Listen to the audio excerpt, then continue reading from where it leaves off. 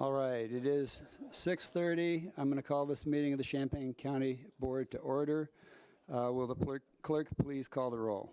Locke. Here. Lockshin. Here. Michaels. Present. Owen. Here. Pugh. Present. Rodriguez. Here. Rogers. Present. Sexton. Here. Smith. Here. Storr. Present. Straub. Yes. Taylor. Here. Thorsland. Vintage Theronot. Here. Wilson. Here. Cowart. Esri. Here. Farty. Here. Furtado. Here. Greer. Here. Hanauer Friedman. Here. Carter. We have a quorum. All right, tonight's prayer. With every breath we share of this world, may we always feel our connection to others. Let's work to provide support for those in need. Okay, will you please stand and join me in the Pledge of Allegiance?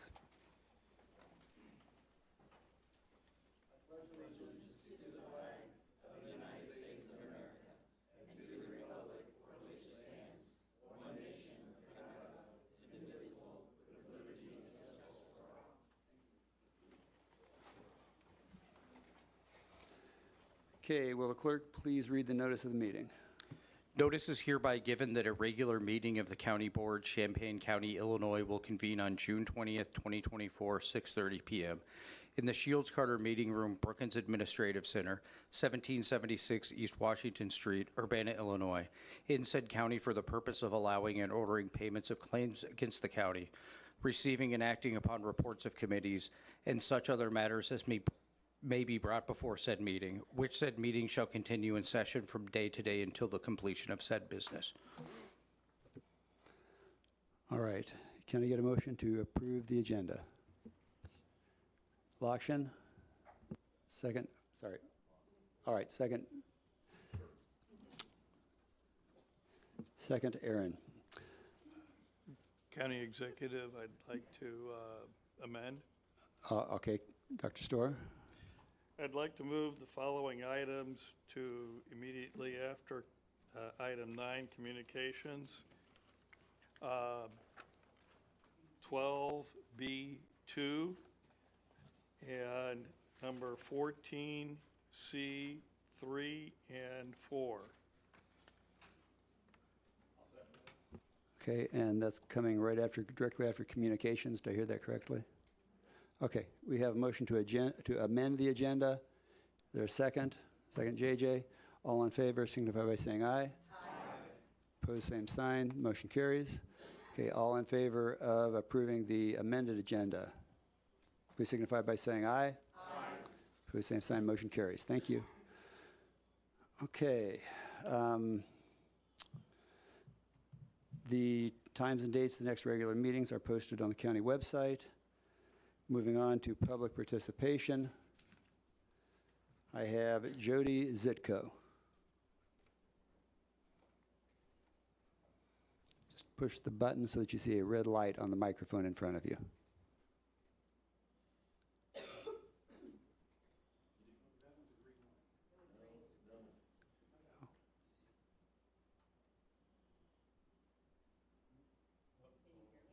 No.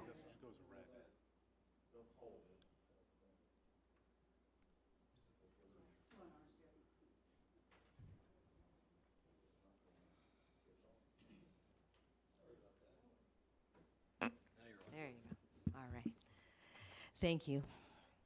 Hello, and thank you for this opportunity to speak today. My name is Jody Zitko. I live in Kane County and have been a resident of Illinois for 58 years. I was also a resident of Champaign County for 8 years and have several family members who continue to reside in this county. I am a volunteer and a co-director of the Illinois chapter of United Sovereign Americans. Today I come to you as a concerned citizen of the state of Illinois, sharing alarming information about our state's voter database uncovered through thousands of hours of research conducted by our highly qualified and credentialed data team. While the numbers are staggering and somewhat difficult to comprehend, one thing is clear: they don't add up. Just like your checkbook must balance, so must our votes. If you had 10,000 fewer dollars in your bank account than you had deposited, you would certainly want to know what happened. And if a company had that significant of a discrepancy in their books, they would most certainly conduct an audit. In fact, yearly audits are required by law for all public companies. Our audit of the 2022 election, using only official data provided by the state elections officials, shows that the 2022 election may not have been accurate and legally compliant. We're not saying one candidate won over another or that any election should be overturned. The state's official data from a certified election shows that the votes as counted were not all valid and accurate under the law. Today, we will present to you a resolution demanding an end to the inaccuracy and uncertainty of our elections, along with a summary of our findings and the laws that apply. We are happy to meet with you and to have time to go over this information, including more detail about the specific findings. If you have questions I cannot answer now, I will commit to getting you the answers in writing from the United Sovereign Americans executive team as soon as possible. If this data and our request for an investigation have been shared with state and other county officials as well as election certifiers, it's essential that you, our representatives, make it clear that these issues must be considered seriously. Today we come to you, some of the closest elected representatives in our state, for support and action. We're asking that you listen to the resolution, ask questions if you have them, and then vote promptly for its passage. However, if you need us to be on your agenda to pass, we are asking today to be invited back. Contact information is provided on the documentation that will be provided to the chairperson by our last reader. Your action on this resolution will illustrate your dedication and support to the concerns of your constituents and your country. I'll now read Part 1 of the resolution for a legally valid 2024 general election. Whereas it is recognized civil right in the United States for every citizen to have free and fair elections, and the right of suffrage can be denied by debasement or dilution of the weight of the citizen's vote just as effectively as by wholly prohibiting the free exercise of the franchise. Reynolds v. Sims, 377 U.S. 53, 1964. Whereas it is affirmative duty of our election officials to comply with all federal and state laws governing administration and procedure of our elections, thereby guaranteeing our elections are accurate and free from distortion or manipulation, Congress seeks to guard the election of members of Congress against any possible unfairness by compelling everyone concerned and holding the election to a strict and scrupulous observance of every duty devolved upon him while so engaged. The evil intent consists in disobedience to the law. Enrique, 127 U.S. 731, 1888. Whereas our constitutional system of representative government only works when the worth of honest ballots is not diluted by invalid ballots procured by corruption, and assuming accuracy can only be achieved through fealty to those laws governing the following four tenets of an election. 1, the voter rolls must be accurate. National Voter Registration Act, 1993. 2, votes counted must be from eligible voters. U.S. Constitution, 14th Amendment. 3, the number of votes counted must equal the number of voters who voted. 4, there can be no more than 1 in 125,000 ballots in error by the voting system. Help America Vote Act, 2002. Thank you for your time and attention today. Thank you. Next up, Babe Poxtus.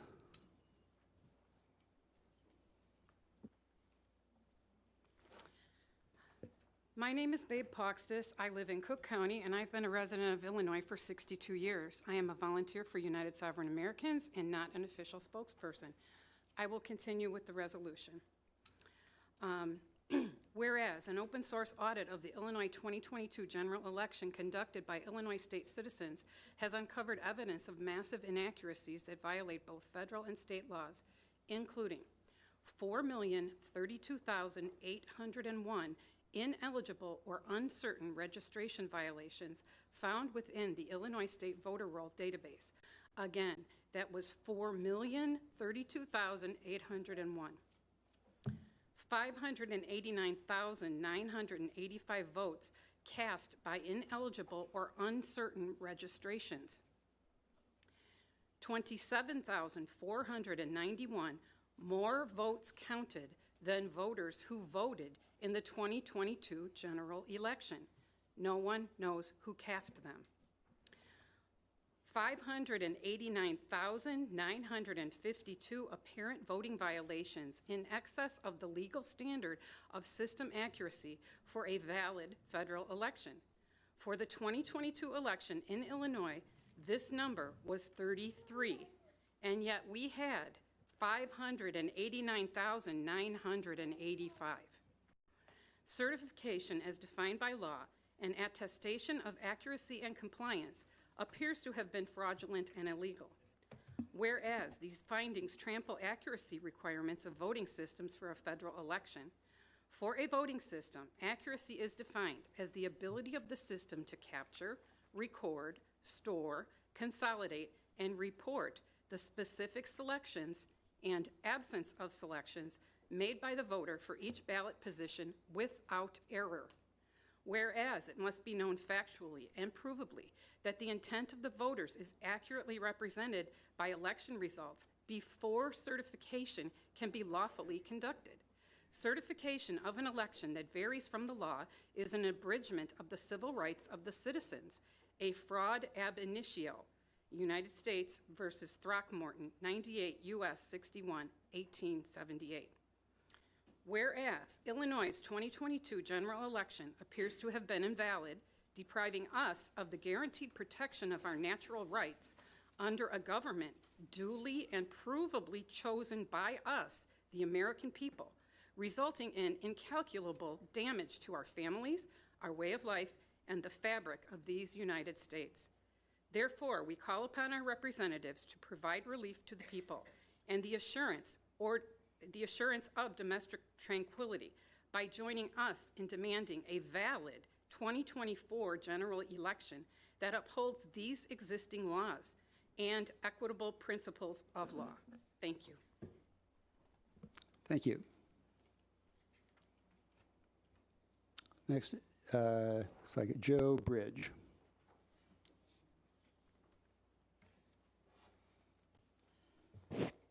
Hello, I'm Joe Bridge. I grew up not too far from here in Monticello. I've been a resident of Illinois for 58 years, and I currently live in Tazewell County.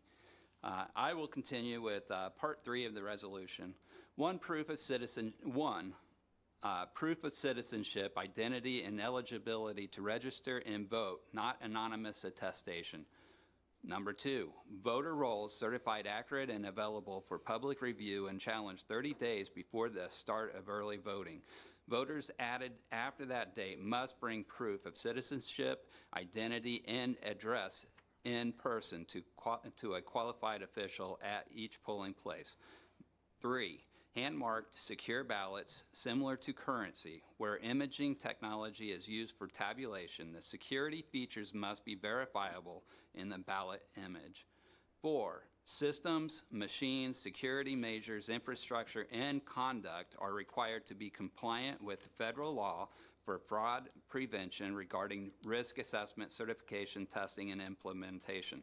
5, adjudication must be signed off by party, candidate, and trained citizen witnesses after being given full and effective observation rights.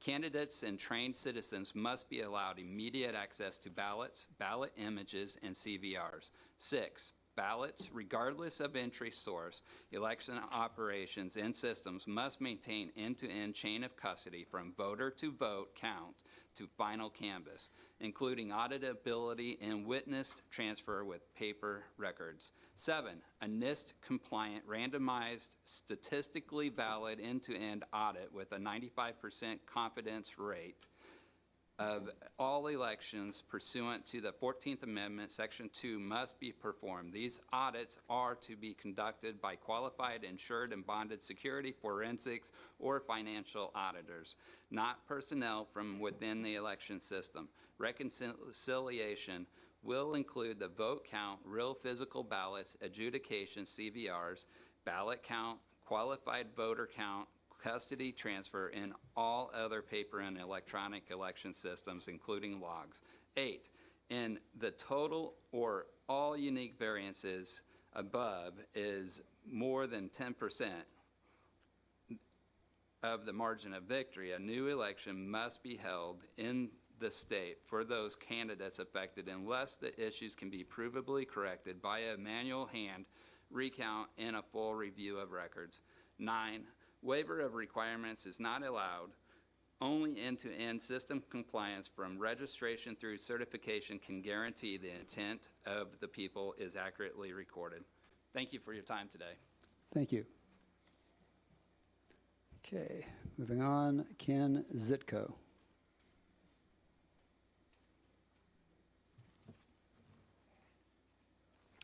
Hi there. I have a couple copies of the resolution for Madam Chair and the Vice Chair and for the board to review. My name is Ken Zitko. I live in Kane County, and I've lived in Illinois for 52 years. I'm a volunteer for United Sovereign Americans and a co-chapter chair for Illinois. That concludes our powerfully written resolution outlining massive inaccuracies in our 2022 election from registration through certification. In it, you heard us ask that meaningful remedies be provided to proactively protect the validity of the 2024 general election. In fact, the resolution cited many U.S. Supreme Court precedents that support the need for such actions. The laws are being ignored. Bottom line, the checkbook is not balancing, and we need to understand why. The voter system, which controls our most vitally important right, the right of suffrage, is not capable of producing an accurate or trustworthy result. Do you think that these anomalies within our election system, which is part of our national security infrastructure, should continue to be ignored? How much is it costing us not to fix this problem? How much is it costing our GDP, our military, our foreign policy, our health, the self-esteem of our children and young people, and how much is it costing our dignity to continue fighting each other? The cost is immeasurable, so I urge you to show your agreement by passing the resolution. As mentioned earlier, we ask to be invited back to be put on your agenda to complete the process required to pass it. High numbers of Americans, including many right here in this county, have questions about the trustworthiness of our elections. I think we can all agree that we wish this wasn't the case, but official data shows that the concerns are valid. The law says they are important in securing our liberty. At the same time, government representatives at all levels are not being transparent or responsive to what our citizen audits have found. Our right to vote for our elected representatives in legally valid and transparent elections is the foundation on which our constitutional federal republic was established. That right has been bravely protected by over 2.5 centuries by the sacrifices of our brothers, fathers, mothers, sisters, and for some of us, our children. You on this board tonight have a chance to show everyone that defended American liberty and the citizens that you represent that you value it also by passing this resolution demanding a valid election in 2024. Please invite us back and have us on your agenda. We have a website that showcases our initiative and the anomalies that occur in this state as well as states across the country. The website itself is uniteforfreedom.com. So it's unite, the number 4, freedom.com. I'd encourage you to take a look. And then, like I said, if you have questions, we could cover those in a presentation to the board once we're on the agenda. We appreciate your commitment to your constituents and the time you've given us today. Thank you. Thank you.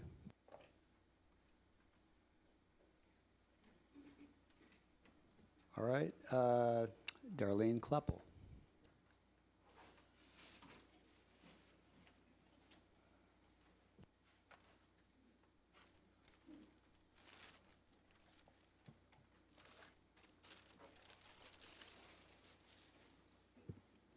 Hi, good to see you all this evening. I'm happy to be on this side of the room at this point.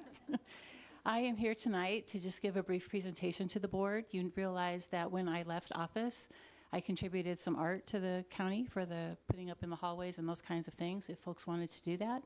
The last commitment that I got was from the Illini Country Stitchers, who are the people who make quilts in our county, and they have now finished their quilt, so I brought it tonight.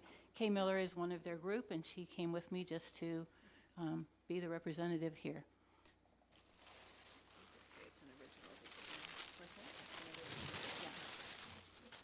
This is an original design that they thought up as a way to honor the history of the county.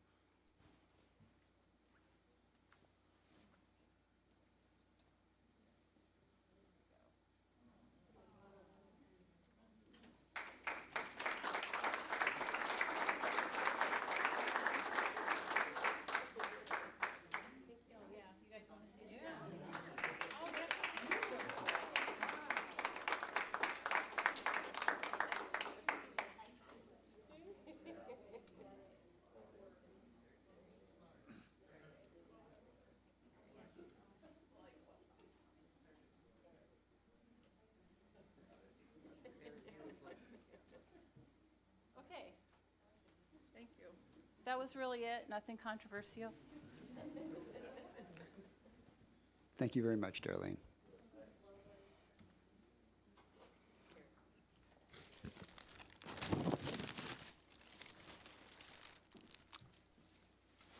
All right, next up is Tony Grillo. Thanks so much. Hey there, Tony Grillo, 103 North Thomas in Thomasboro. I see now that next time I bring a solar array in front of the board, I'm going to bring a quilt with it. I think that's key from now on. That might be a special use permit requirement you guys amend. I'm here for zoning case 111-S-23. I want to apologize to committee members of ELUC. I completely spaced on the last meeting. 100% my fault. Kids, baseball, softball, kids, life, and I realized today when John asked me a question that I forgot about the meeting, so I apologize. I'll be here tonight when the agenda item comes up if there's any specific questions regarding the item. I think we've talked about it in quite a bit of detail previously with the rezoning case, but I'll be here, and if you guys have any questions, I'll be happy to help answer them. So, thank you. All right, thank you. Is there anyone else in the audience that would like to speak for the board? Seeing none, I'm going to close audience participation. Okay. Can I get a motion to approve the consent agenda? Okay, got motion from Diane, second from Ed.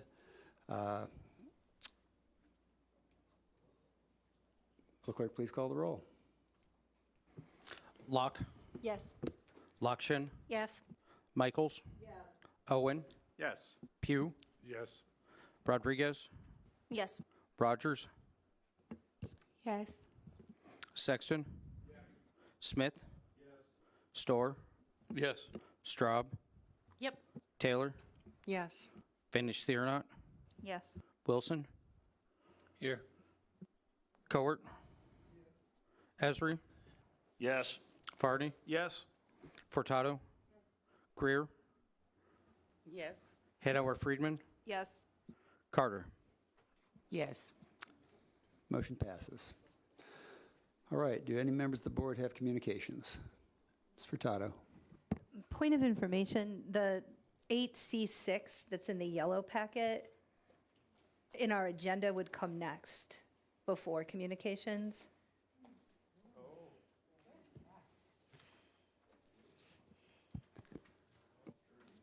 Okay. All right, that's for the extension for the audit for the clerk. All right. Can I get a motion to approve resolution number 2024-160? This is the resolution approving extension for the audit for the circuit clerk, Champaign County. Samantha, second. JJ, we have a motion, a second. Is there any discussion? Seeing none, all in favor signify by saying aye. Aye. Opposed, same sign. Motion carries. Thank you, Member Furtado.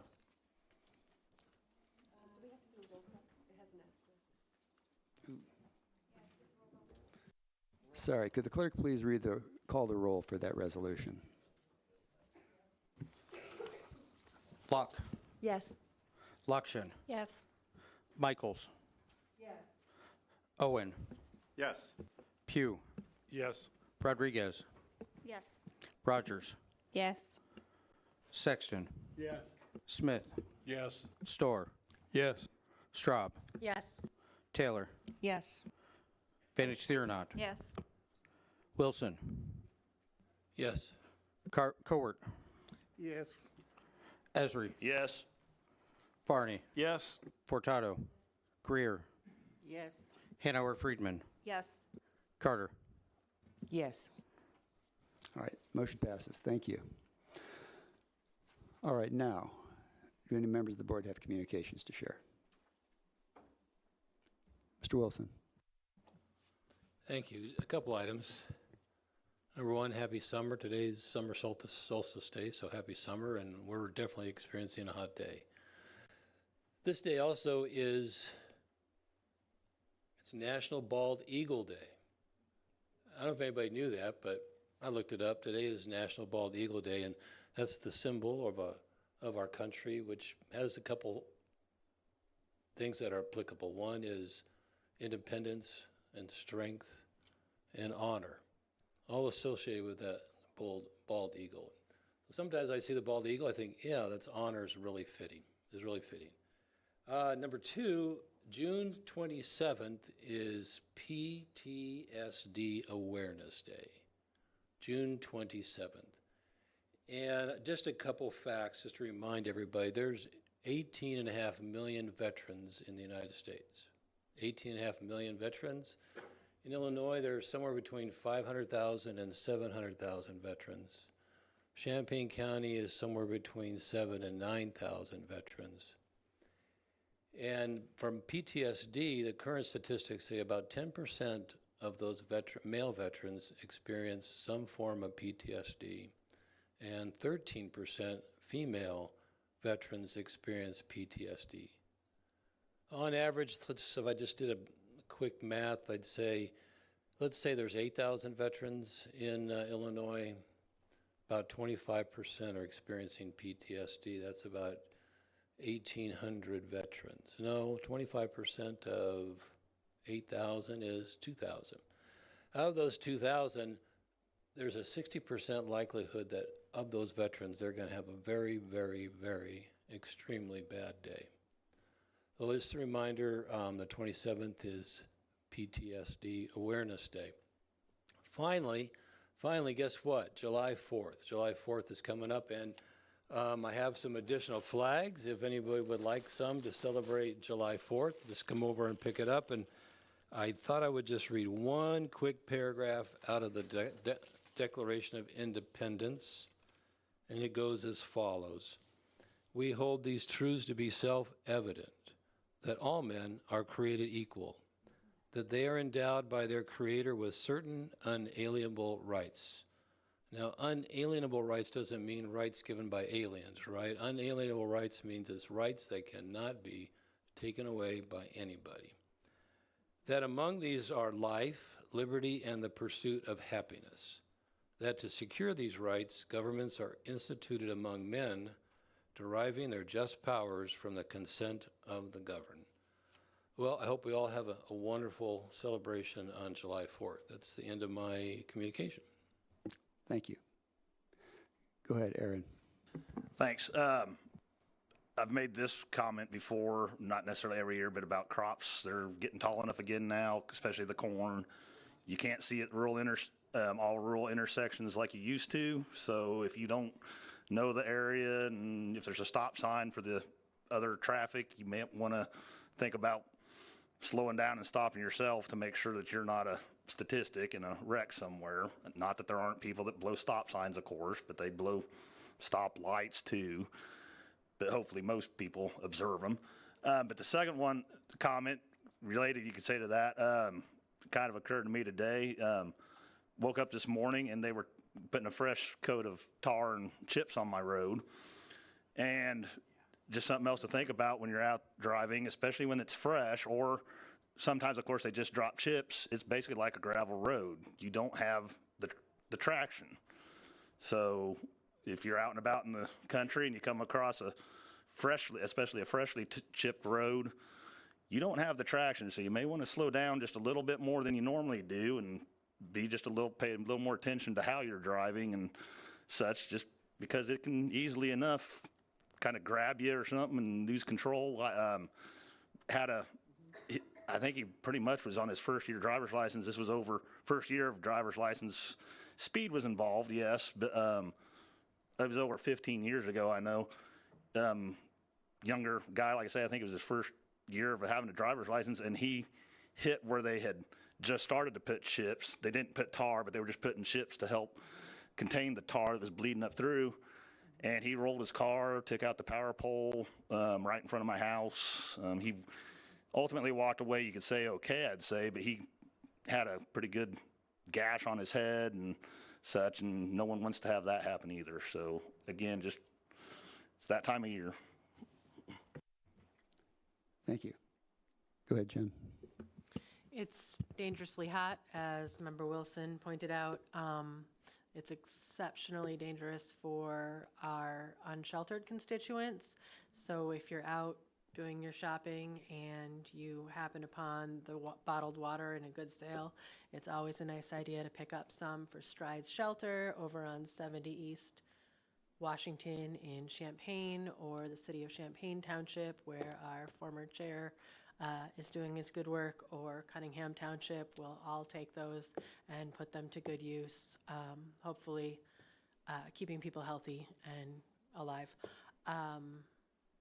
Also, we'll always take your umbrellas and other things for bad weather, not cold weather at this point, but bad weather.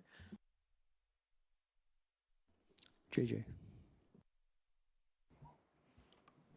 Well, I just wanted to ask, since it's National Bald Eagle Day, I'm a Bald Eagle Scout. When's my holiday? Same. That'd have to be another resolution. We'd have to work on that. Anyone else? Okay, hearing none, we'll end board communications. I believe that this is the point where we've amended the agenda. Dr. Storer, would you make the policies committee's recommendation on resolution 2024-154? Thank you, County Executive Summers. I'd be glad to. Resolution honoring the memory of Champaign County Corrections Officer Jeannie Ashley.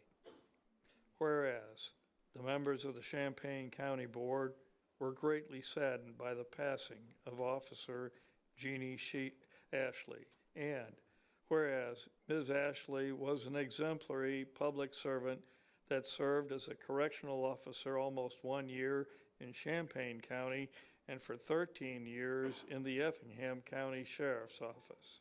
And whereas Ms. Ashley was a dedicated officer that strived to change lives through her service, and whereas the Champaign County Board shares in the sorrow and loss with her daughters Alex, Morgan, Madison, and all of her family and colleagues. Therefore, be it resolved by the Champaign County Board of Champaign County honors the passing of Champaign County Correctional Officer Ms. Jeannie Ashley.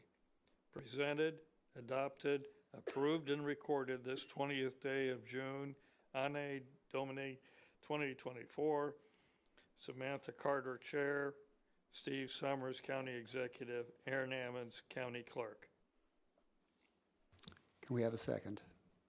Seconded by Ms. Lockshin. Is there any discussion?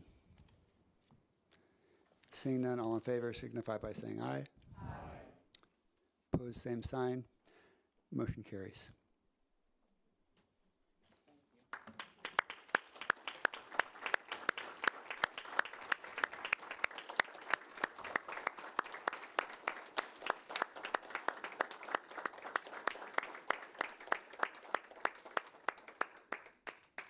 Thank you for coming.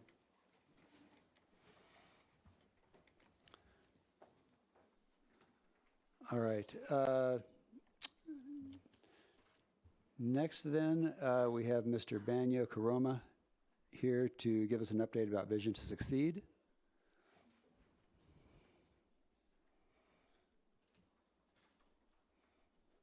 We didn't want you to have to wait until the very end of the meeting. I have a PowerPoint. I can do it without it, but I have a laptop if there's HDMI. I know there's a tech tech person, so I don't know if you guys want visuals. I can have some images.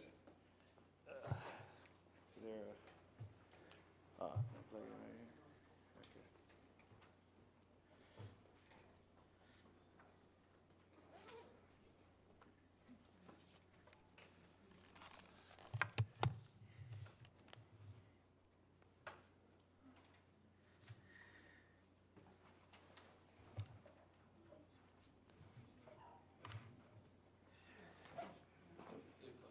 Yeah. Yes, please. Thank you. If it's easier, I can just email it. Yeah, thank you.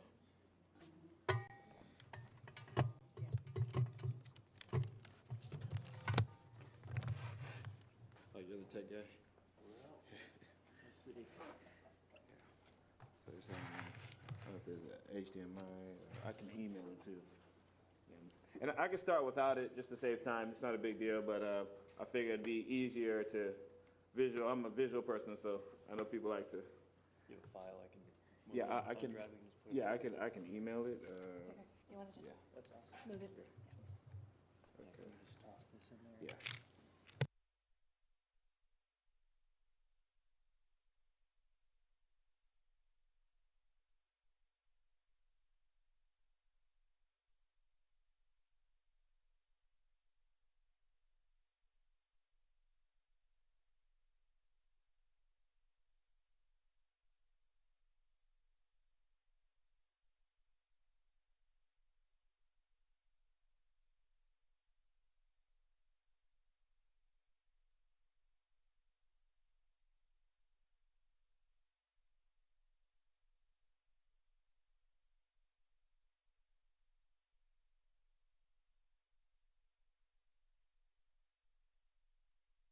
Mike, if you would, please. There you go. Okay. Yeah. So this is it. So Yeah, now we can open up that guy. this one right here. Yep. He says he got it, so we'll see. This one, just Right here. okay. All right, and then just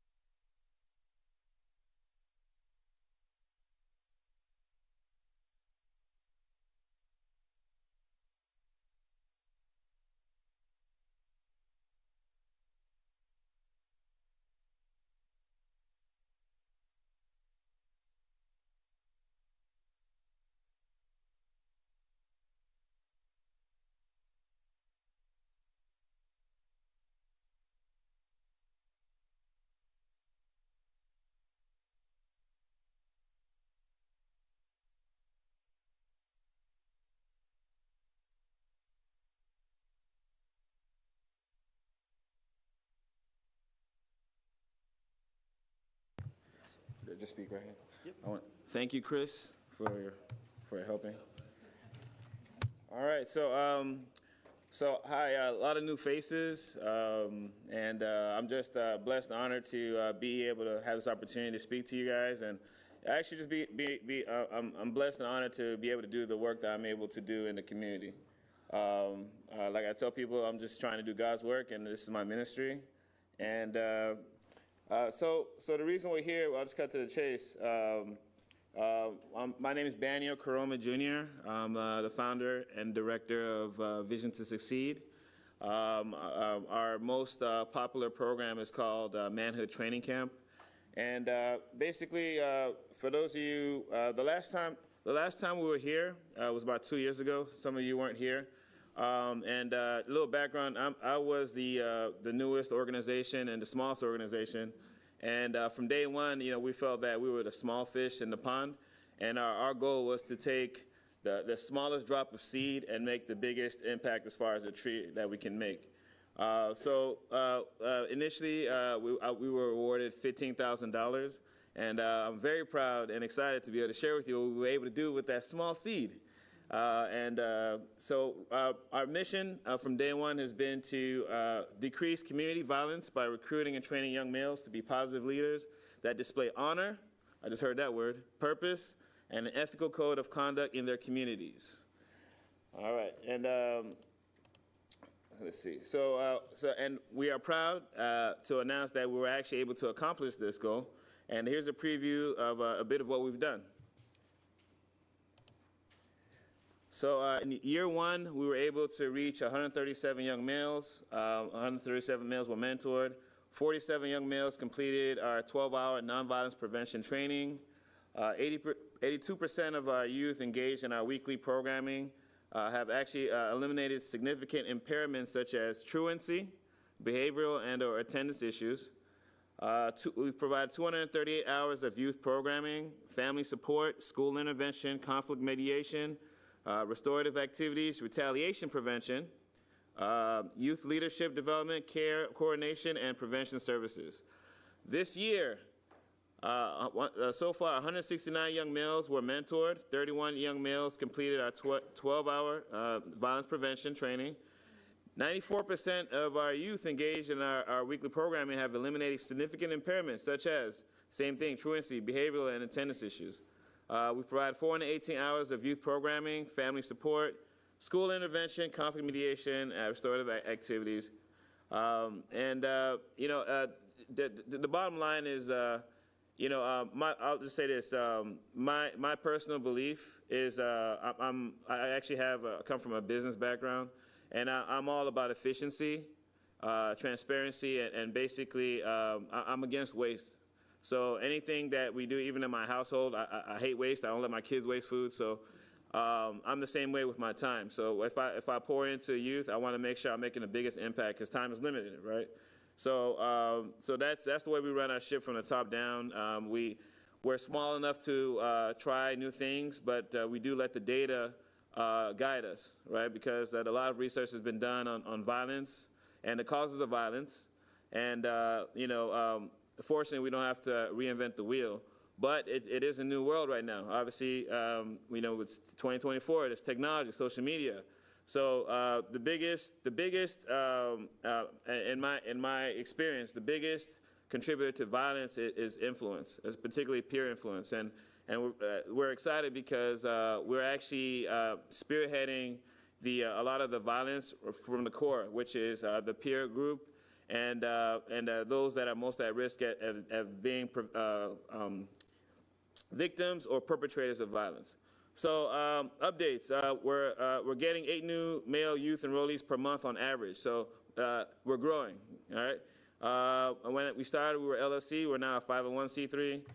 We hired a professional grant writer because we're preparing for life after ARPA funds.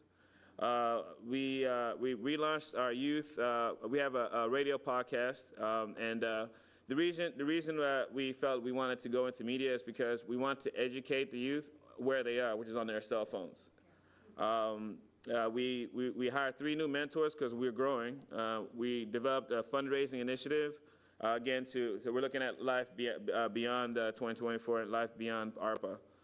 We partnered with 2 more schools, and we're seeking additional funding opportunities to support our growth. All right, so I don't know if you guys are like me, but I like visual. So one of the things we like to do is to teach the youth the importance of community service. I heard we actually, this is the health fair which targeted for the homeless and those suffering with a substance addiction recovery. And we had our youth volunteer and let them know the importance of helping out your community. So we fed the homeless and we helped give them clothes, etc. So, you know, we're just trying to show the youth that there's different ways of being a man. So let's cut to it. So a lot of the youth, they're missing direction, right? Especially those, if you look at the studies for those perpetrators of violent crimes and just criminality in our community, they lack guidance and positive role models. So we kind of fill that gap. This is just so that you guys can see. So this is what we're doing this week. The goal is to teach them resiliency through self-discipline and team building activities. And we're basically trying to teach them confidence, respect, and leadership, because the key is we want them to be leaders and not followers. And then we do have a curriculum where we said we graduate the youth out of our program. Is by the time they come in, a lot of the youth, they don't know who they are, especially when the gangs are recruiting them, they're looking for identity. For gang recruitment, we feel like we're the counter to gang recruitment. So we're using the same tactics that the gangs are using, except for we're showing them that it's cool to be honorable, it's cool to have integrity, it's cool to have ethics, it's cool to take care of your community, right? So we're countering all those images. Now the thing is, males, if you look at science and data, males were visual learners. So if it hasn't been modeled to them, if they haven't seen it, they don't even know it exists. So our main goal is to show them a different side of life. And the key aspect is to shift their mindset. So that's our goal, and that's where the rubber meets the road. Basically, we start with the youth, self-discovery. Who are you? Why are you here? Because in the Bible it says where there's no vision, the people will perish. So you have to have a vision for your life. That's why our organization is called Vision to Succeed. Okay, once they identify that, what's the goal to get there? Then not only that, you have to put action. So guess what? That's nice, you have a goal. What you gonna do to get there? Let's put it in action. And then finally, fruition. We give them a short-term goal, and then the way that one of the keys is we hold them accountable. Okay, I'm gonna say that again. We hold them accountable. So the way we can do that is through partnering with the family. Okay, and I can go on and on, but I'll say this: when we first started, we looked at all the data, right? If we want to solve the problem of violence in our community, it's not going to come from the outside. It's not going to come from the Washington, D.C. It's going to come from right here in the communities, inside the homes, right? So the way you impact change is you change the mindset and the social and cultural norm of violence in our community. Because in some households, it's normal. So we go in there and say, no, this is not normal. It's a choice. God gave us free will. So we show them that a different path to righteousness and to be honorable members of society. And we show them that, there's benefits of being respectful. Like a lot of the youth, they've never been taught these things. Simple things, how to talk to an adult respectfully. Why is it important not to curse out the teacher or a potential client, right? So when we connect that, it's like, oh, okay, I never thought of that. Who's their main influences? Go to social media, popular social, our social, I want to say American culture, but popular culture, which is, entertainment, right? What are the entertainment teaching them? So we already know what our kids are being inundated with. So we need to counter that right at the seed, which is self-identity and then self-belief and helping them find a vision for themselves in their future. All right, so, and again, we want them to give back, so that you saw the slide of the giving back portion. One thing, okay, so one of the things, if you guys have seen us, is we're trying to show them that you can be cool by serving your community. It's cool to do hard work, right? It's cool to make a legitimate income so that you don't have to go break into cars. You don't have to go commit crimes. You don't have to take a gun and rob somebody, right? So our first year we did, the first summer, we started something called money-making sessions, right? The whole goal is to counter the gang recruitment, because what do the gangs promise them? Let's get into it. Money, yes, money. That's one of the biggest draws. Easy money, not just money, easy money. You know, all you gotta do is just rob somebody. You know, you don't mind that. You just commit some crimes. But we say no. Guess what? We tell them you can make actually more money, legit money, and you can actually feel good. So the first money-making session, we picked out some elderly members of our community and those with disabilities, and then we offered to provide free landscaping for them, right? So I'm teaching the youth landscaping. We got equipment for the youth. Here we go. There's a slide right here.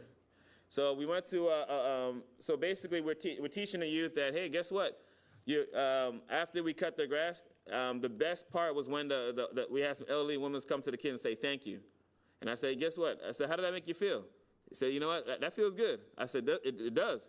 This is what happens when you provide a service and you get a compensation for your service. So then I paid them $20 an hour, right? When we started, it was money out of my own pocket. But thanks to you guys, we're able to partner and provide more resources, put the resources where they count, okay? And again, I'm just gonna brief through because I know it was some technical issues before, but like you see here, we wanna show them different sides of life, you know, get in tune with art. You know, a lot of these guys, they've never, you know, the only art they've seen is, you know, in a music video or something like that. So we show, hey, this is real art. You know, we just want to show them different sides of life. We're into health and wellness, yeah, I'll just show you what we've done so far. Some of the youth. We're young enough and small enough to be able to be flexible to try things. So right now, TikTok is if for any of you have youth or familiar with schools. All the youth, they're on Snapchat, and if you go to any school and find out what the last fight that happened, they all started on Snapchat. So we getting right where they are. Okay, this is what happened. I did this presentation with the Champaign Police Department. I met with the Urbana Police Department, and we're all in agreement. We need to reach them right where they are, right? So, you know, instead of sitting back complaining, oh, the world is these kids of today. Okay, let's talk to the kids of today, all right? And then just have a conversation, because I'll tell you this, a lot of the youth are intelligent. And I see some of our youth back there, and I'll let Tracy Dace do his thing. But I already know we got some A students over here. But the thing is, even if a student is not an A student, if you don't address some of the underlying barriers, such as not having a stable homes, not having, you know, not having there's a security, a mental security that I know I can come home, I'll be fed, and maybe the kid's mother is dealing with a lot of things, you know, as far as, you know, domestic violence. So we go into other part is we teach. Well, we're violence prevention, so not just gun but domestic as well. One of the key aspects is we're taking the youth off the streets at times when they're most at risk of becoming victims or perpetrators of violence, right? Which is the weekends. When they get out of school, Tracy will get them, didn't dream, right? And then they'll carry them, and then the parents pick them up at 6, then what happens after that? So we kind of fill that gap. And we've been, and I'll let Tracy talk, but we collaborate. So the thing is, it's going to take a community effort, and it starts with you guys. And, you know, as far as me, I was doing this before I even had grant funding, and I'll be doing this after ARPA's gone. And but I just wanted to thank you guys for all your support, and I just want to show you guys, you know, we're real excited. How do we know we work? We actually have we collect data. So what we do is we collect samples from the youth. We survey them. We survey the parents. We survey the schools. We have other partners that refer us. The Youth Assessment Center, which I believe you're funding. We're in collaboration with them. Dream, and you know, it's gonna take all the community organizations to try to win this fight over violence. Right now, are we gonna solve it overnight? No. Are we gonna save everyone? No. But we're gonna try. So yeah. So I just want to thank you guys. And let me see. I know that I tend to miss things. So are we effective? Measurement tools: youth survey, parent survey, school data. The assessment used quantities. It quantifies improvements related to youth function in the community, school, and home. So, I almost forget. So, I'll just give you an example. So, if you guys ever notice some of the youth, it's summer, it's 100 degrees outside, and they have a hoodie on. The reason is because a lot of them are dealing with anxiety, right? So when they close themselves off from the world, they don't have to confront, give eye contact, or even engage in a conversation. So I noticed there was a trend. So then I've noticed that a lot of the youth, once they get through our program, their hoods are off, and I had one. His hair was all the way down to over his face. He cut his hair. He's a productive member of society, and a lot of them are actually leaders. So we're very proud of that. Our interventions are designed and supported by a professional licensed clinical mental health therapist. We have an in-house mental health therapist, and she helps us give case notes. So we might have a youth, either myself or one of the mentors are dealing with, and we're wondering like, what's up with this guy? Why is he closing off? And then we talk to mental health therapist. She said, all right, he's actually suffering with depression. So then she'll give us a case note, and then we'll maybe recommend like an outpatient treatment, like through the pavilion or one of the others. So you know, sometimes the parents might not know what's going on, and the schools are so busy. They have all the kids. They're not really assessing exactly correctly what's the problem with the youth. So with the in-house mental health therapist, if I see someone, my mentors here, we always go over all the cases. So we have in-house mental health therapists, and that way we can get it covered, make sure the youth is not just being failed. Our goal is to decrease stress, decrease antisocial violent behaviors. We've noticed improvement in mood, decreased anxiety, which I just mentioned, decreased experimental drug use, okay? You know, again, it's just about having a relationship with the youth and just having someone that they trust to speak to kind of share those intimate conversations. We've noticed decreased instances of criminal behavior in the summer months. So that's one of the proudest things I am of. I think I might have mentioned, I don't know if I mentioned last time, but as far as the anti-gang recruitment, I had one youth who was in and out of the justice system, and he was heavily recruited by the gangs. And we just had a conversation. So he said, you know, I'm like, why don't you get a job? He said, oh. This is a funny story. He says, "Oh, well, you know, it's too slow. You know, I went to McDonald's. I worked there for one day, but you know, the money was too slow." I'm like, okay. I'm like, man, you must be making a lot of money in the streets. Okay. So long story short, we did the money making initiative. I didn't even tell him. I said, you know, we're paying $20 an hour. He was the first kid to call me up. He said, hey, you paying $20 an hour? I said, yeah. I said, that's it. That $20, that's all it takes to get you off the streets? He said, yeah. I said, all right, come on. So it doesn't take much. You know, I didn't have to offer him $2,000. It's $20 an hour. We have him do handiwork, 2 hours, pay him $40. And I guess what? I got him on a Friday night from 5 to 10 p.m. And the goal is to, by the time they get home, is to be so tired they're not going to go out. Another side of that is how do we know that we're working and we're successful? We're infiltrating the peer group. Right, because for those of you who look at the data, the youth, the biggest influence on the youth when we talk about crime or violent behaviors is peer influence, right? So guess what? If we can get to the peer group, then that's how we fix this problem from the inside out, not from the outside in. One of my biggest successes, I had a youth sent from one of your organizations, the Youth Assessment Center, because they were having criminal encounters, shoplifting. He came to me, and then I said, guess what? We're going to do a restorative justice model. So whatever you stole, you're gonna work it. You're gonna earn it back legitimately. You can work for me. I actually took money out of my own pocket, not out of ARPA. Money out of my own pocket. Had him doing landscaping.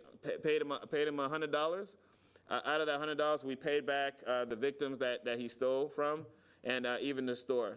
So guess what happened? I dropped him off, and then his friend calls me and said, hey, you're the guy who you had taken him on the radio show, right? And I'm like, yeah, that's me. He's like, man, can I come?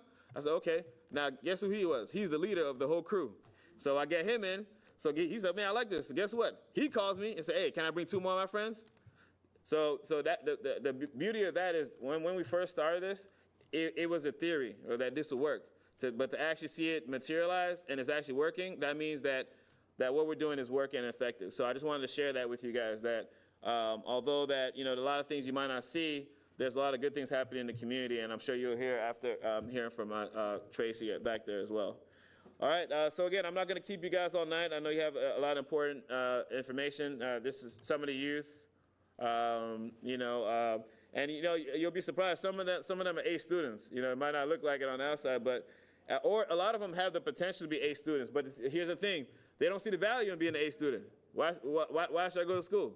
They don't see the value in that. So connecting the dots with them, that's where you see the biggest change from them, and it spreads out to the community. Okay, so the reason why, one of the main reasons, our main focus for the future is to serve underserved communities that are connected, like the city of Rantoul.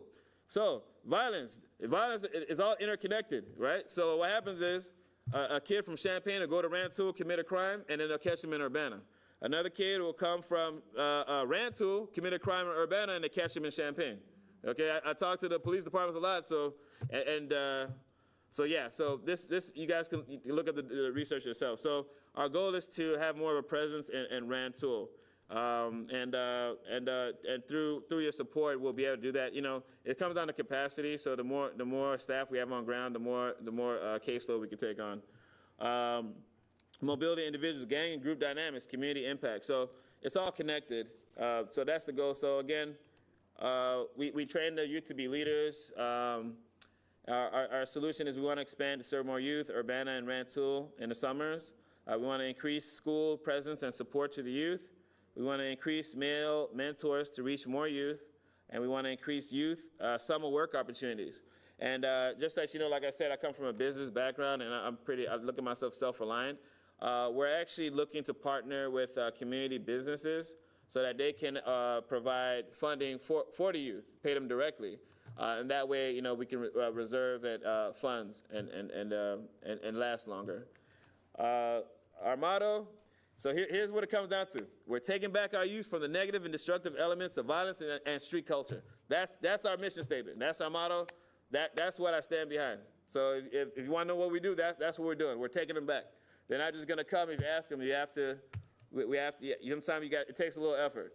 Okay, but if you prepare to have an authentic conversation and do what you believe, this is what can happen. So I just want to say thank you guys, and I'm open for any questions. Yep, questions for Mr. Kuroma. Samantha, go ahead. First off, I've been following you for some time now, and I do really appreciate the work that you put into our community, into our youth. Some may say what you're doing is not effective, but if you have been paying attention to the violence that's been happening in our community, you can see the numbers are down. Okay, we do have hiccups here and there. You can't save them all, but I think what you're doing in other nonprofit organizations, you are grasping a good majority of our youth, and you're showing them a positive way. So I appreciate you for that. I'm a little confused on your request for additional funds. So I see that you said that you are applying for additional grant funding. Yes. Are you requesting a specific amount through the county? Yeah, that was for fiscal year 24 to 25. Obviously, we're at the end of ARPA. So at this point, whatever is available, we'll make it work. So obviously the budget, which I don't have in front of me. Yeah, that was basically a multi-year, and that was for after ARPA, and also it will be with us having more of a Rantoul and Urbana presence. 100,000. Yes. Okay, thank you. Mm-hmm. Go ahead. Yeah, if I can echo a little bit. I remember when you came the first time, and we all listened, and it was new. And I've got to say that I can appreciate the seriousness and the data that you have brought us that many don't. And that Rantoul community is my community.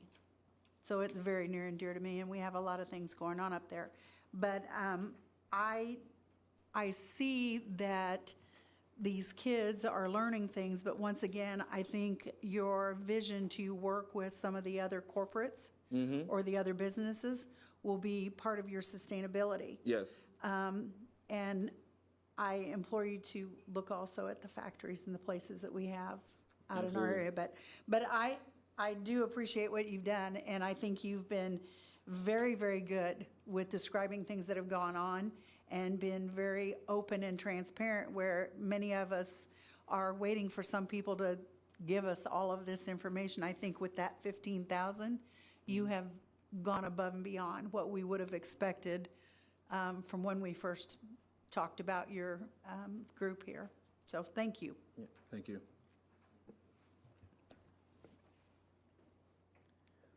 Mr. Wilson. Yo, Banyo. How you doing, sir? Good to see you again. Likewise. Thank you so much for all the work you're doing and will do in the future. And thank you for being here today. And even more so, thank you for inviting me to the Juneteenth event yesterday. That was fantastic. It's one thing to see things on paper. It's another thing to be involved, right? It's a totally different thing to be involved. And was there 40 kids? You and Tracy had about 40 kids there yesterday? I'm glad you brought that up. You just reminded me something. Last time I was here, you guys were big on collaboration. You wanted us all to work, all the organizations to work together to spread the resources. That man in the back, the reason you were at that event is because that man in the back for Dream Academy put that on and actually approached me to collaborate. So the reason you were there is to see what collaboration looks like and feels like, not just talked about it. That's what actually happened. So thank you for giving me the opportunity to give this man in the back praise, and he'll have all the time. But that's what collaboration and spreading resources looks like. Yeah, it's so good to see the collaboration. And yeah, it's actually fantastic to see the collaboration. And I'll wait for Tracy to say what he has to say, but I really enjoyed being there and talking to all the kids and all the different activities. And I think the one child that he interacted with, his name is Honor, right? Is it Honor? Which we talked about Honor earlier today. We talked about Honor again, and his actual name is Honor. And was he 11 years old? 11-ish? Yeah, 11-ish. And the unfortunate thing is, his grandfather just passed away about 2 or 3 days ago. And I just enjoyed talking to him, and his remembrance, I asked him, well, what did you really enjoy about your grandfather? And he said he really enjoyed sausage. He really enjoyed his grandfather making sausage and having sausage sandwiches, and that's what the importance of this kind of program is that it creates memories, right? It creates flavors and smells and memories where kids are learning a little bit about respect and honoring their country and honoring their family and their parents.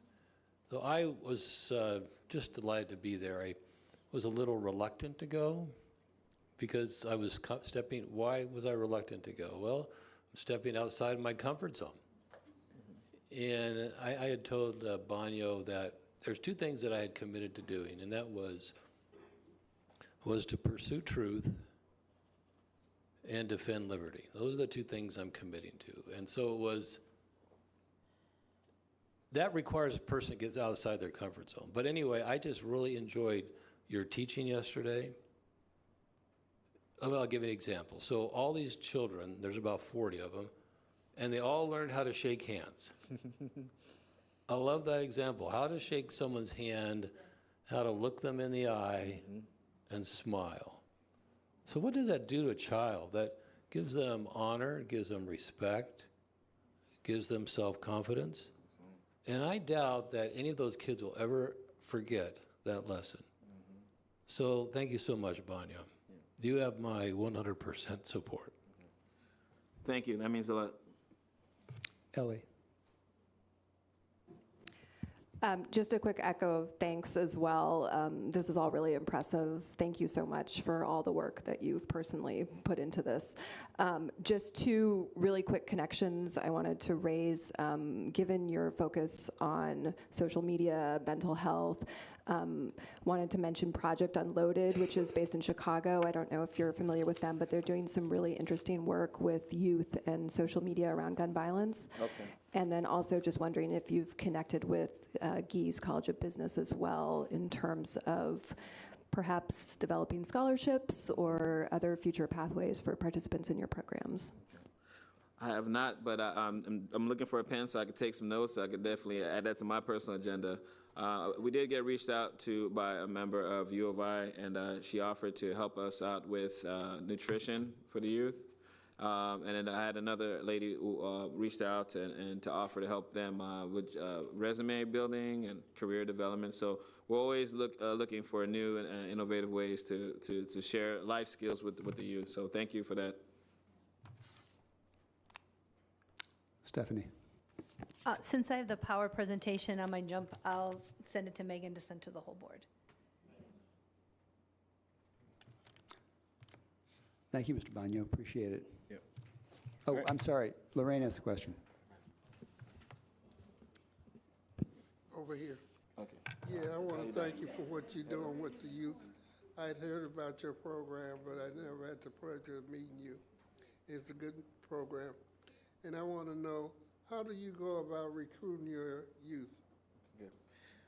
Good question. So we started off with just word of mouth, but now we basically we share our resources and events on Facebook and social media. But a lot of it is word of mouth still. And one thing is when a parent is seeing results with their kid, their friends are going to ask, like, I noticed the difference. Like, what did you do different? They say, oh, well, it's this program. So then that's where the referrals come in. And then that's how we've grown organically. We don't have a big budget for marketing, so it's all man hours and just sharing what we're doing, you know, and also the results. People, when you do good things, people hear about it and they share it. Okay. So I can go online or call? Absolutely. And I'ma I'll tag leave you on this page, my Ms. flyer and Lorraine. brochure. You can go on our website, and that's my info right there. So you mentioned about you go where you try to recruit the peers of the students that you're helping? Yes, because I just had this conversation.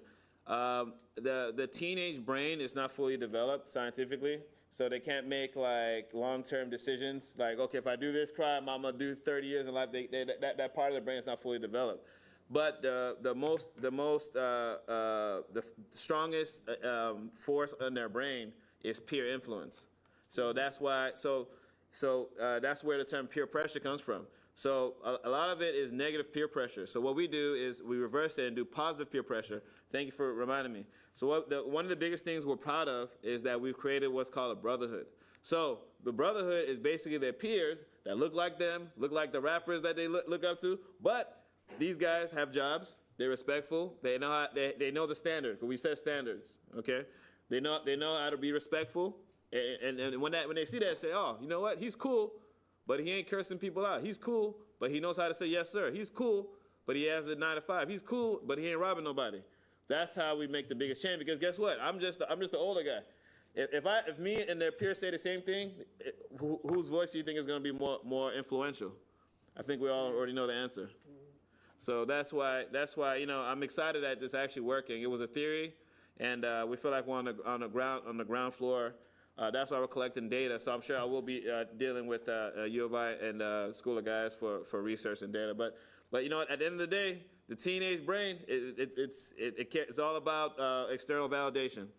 So. Okay, you work with the kids going to school, or you have a Yeah, we program? partner with schools. I've gone into a couple of schools, but the real magic happens after school. Because you're in a class with a kid. They don't want to be there. They rather be on their phone and cell phone. So the other thing, when they come out with us, we take them out and we do what's called a digital detox. We take them out in nature. We have our facilities in Urbana. It's called the Ujima Retreat Center. It's a 7.5 acre nature facility.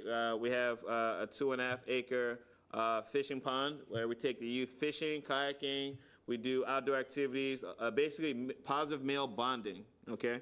At the end, we end off with a bonfire. And what that does is, like you said, it creates memories, right?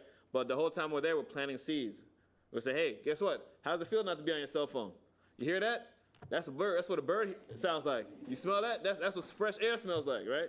So a lot of them, they've never been exposed to even nature or to even see the value in that, right? So once we take away their phones, I tell them, I say, hey, listen, don't worry. When you leave here, your phone will be there. When you get home, your video games will be there. But for this time, let's take you out of that and put you in a different environment. That's what we're about, to show them a different way, expose them to different things. Okay, thank you. Thank you. Thank you, Mr. Karoma. Appreciate it. Yeah, thank you. Thank you. All right, next up, Mr. Dace is going to talk about the DREAM program.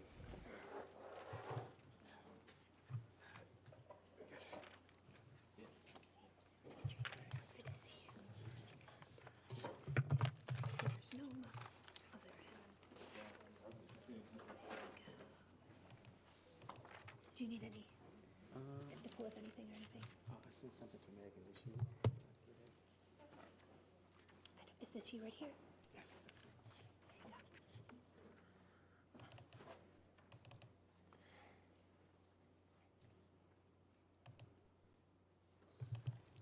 All right. Well, good evening. Good evening. Good to be here. Thank you so much for your support over the last year. It has been a very busy time at DREAM, but we have been doing the work in the community with families, with children, with schools, with partners, so that we can have more hope for the future. On yesterday, as Jerry and Banyo said, it was the hottest day of the year, but we had a wonderful time together in community. We had about 40 dreamers there having those first-time experiences, right? First time kayaking. Some of them, their first time playing volleyball, right? And many of them, their first time meeting each other. And so at DREAM, when we received the funding from the county board, it was around developing a model that's sustainable, but also a model that is grounded in evidence, and is grounded in people, and is grounded in solutions. So we know that when we pour into our youth, that does make a difference. But however, if we want to move the needle, we have to pour into the family. And so through DREAM and Hope for the Future, we have taken this initiative and really focused on how do we build prevention and research-based services and be more proactive in supporting the whole family. And we have found through the last several months that that is what is moving the needle. When we started DREAM in 2015, the goal was to increase educational readiness for Black boys. And if I could dial back 9 years, I would have started a family program instead of a boys mentoring program. Because the child is the focus, and it's important that we develop those socio-emotional skills, those academic skills with that child, but it's more holistic and powerful if we develop that same amount of support and skills with the family. So that's the kind of work that we need to also do. In addition to what Vision to Succeed is doing, we really need support of agencies like you so that we can continue to build and empower families. Tonight I have the pleasure of having 2 Dream Mamas with me tonight and 3 Dreamers. I'm not going to speak long because I really want you to hear from them the testimonies of Dream Impact, the testimonies of the funding that you've given us over the last year and a half, and the testimony, if we have more funding, what else we can do in this community. So A Hope for the Future is a model that stands on 3 pillars: education excellence, health excellence, and career excellence. Education is the key to alleviate poverty in our community. Poverty is one of the root causes of violence. Health excellence is also the disparities in our community. If we were to focus on more health outcomes, building opportunities to really address trauma, not just talk about it, but have solutions to heal it, then we also can address violence in our community. And the last pillar is career excellence. As Banyo has mentioned, our children they're very entrepreneurial. they're brilliant, they're smart. However, they do not have sometimes the life skills in order to think about career pathways. So the more that we elevate career readiness and provide those workplace opportunities, then we can see career excellence. Our children are thinking about becoming one of you, thinking about becoming one of me, those sorts of things. So it's that modeling that's important. So we have some strategies, wellness for all. At DREAM, we believe that wellness should be free for everyone. We should not have to pay for us to be well. So we use the funding to engage more in Urbana and Rantoul. So the funding has reached across the whole county. We have participants, children and mothers and fathers and grandparents from all three communities, Champaign, Urbana, and Rantoul involved. We've been able to increase health and healing and prevention services for boys, similar to the work that Vision to Succeed is doing. We are building those relationships because that's what they want. They really want meaningful, consistent, intentional relationships with adults. And it doesn't necessarily have to always be adults that look like them, but we want to make sure that's the primary strategy, and then we use the rest of the community as a village to support all of our kids. Strengthening Black families, that has really been an amazing experience. This past several weeks, we have had 25 mothers go through 15 weeks of parenting classes. I don't know if I would go through 15 weeks of parenting classes, but these mamas showed up every Wednesday night, ready to work, ready to learn, ready to collaborate, share, and we're going to celebrate them on June 29th with the graduation. But that experience really was a testimony that when we support the whole family, the whole community is also lifted up. And one of our last strategies was to increase early childhood education, and we've been doing that work on Saturdays. So outcomes have been amazing. We've expanded wellness programs to reach a wide range of people, children starting as young as 3 all the way to 17, young adults and parents. We've developed and implemented a male mentoring program, so we're using thematic-based mentoring in order to reach them and teach them conflict resolution skills. We've been able to increase access to services for girls and women. DREAM has a priority to really uplift boys and young men, but during the pandemic, it was all hands on deck, and so we expanded to girls, and we're continuously having opportunities for them, and we also had a pilot. Next steps, focus on program evaluation with the University of Illinois. We want this work to live beyond ARPA, and so we definitely want to have this model that's evaluated so that we continue to have grant proposals and sustainability, build more organizations, build more partnerships with organizations locally and statewide. We've been able to really connect in Chicago and learn from Chicago, but also kind of connect a bridge, between Champaign and Chicago as well. We are planning to finalize the DCFS licensing process so that we can establish an early childhood school in our community, a childhood school that is prioritizing the education of Black youth, because we know if we start early teaching and empowering them, then they grow up and they have the skills and the social-emotional skills to be successful. So that school would be important. It would be a hub of opportunity and success for our community. And the biggest initiative that I'm here to talk with you about tonight, but I'm going to let our youth and our parents really tell you why we need this. But the DREAM Community Center for Excellence is so needed. We need a hub in our community that brings together all the resources and opportunities and people so that we can then really create some more sustainable outcomes. So we want to have youth and family development programming 6 days a week. We want to be open Monday through Saturday, serving people, helping people, providing for people. In-house mental health services.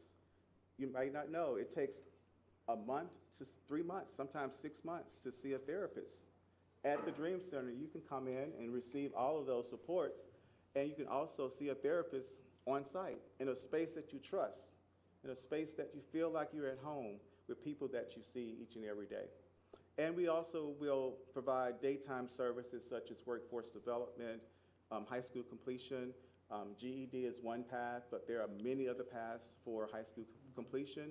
So we want to offer our young people who were not able to finish high school a variety of services that they can choose from, those sorts of things. And last but not least, the most critical piece of this center is to have a space where we really do serious early childhood prevention and education.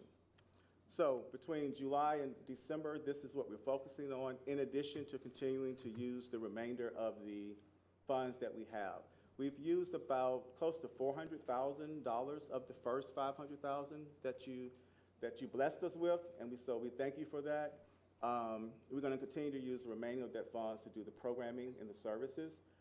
However, on behalf of over 250 families in this community, not just Champaign and Urbana, but also Rantoul, the request for you tonight is to think about investing in a community center in this space that we call Champaign County, that will bring communities and families together. And we're exploring 2 locations, the Marketplace Mall area, which is very visible, high traffic. We also are looking at a downtown Champaign location. In order to equip that location, we would need renovation support, to bring the building and to upgrade those buildings up to code. If we want to service Rantoul in their community, but also bring them over to Champaign, we need transportation vehicles in order to do that. And equipment and technology. We want the space to be safe and innovative and responsive to today's 21st century learner. And we also would need support for furniture. So I know that's a huge ask of this organizational body.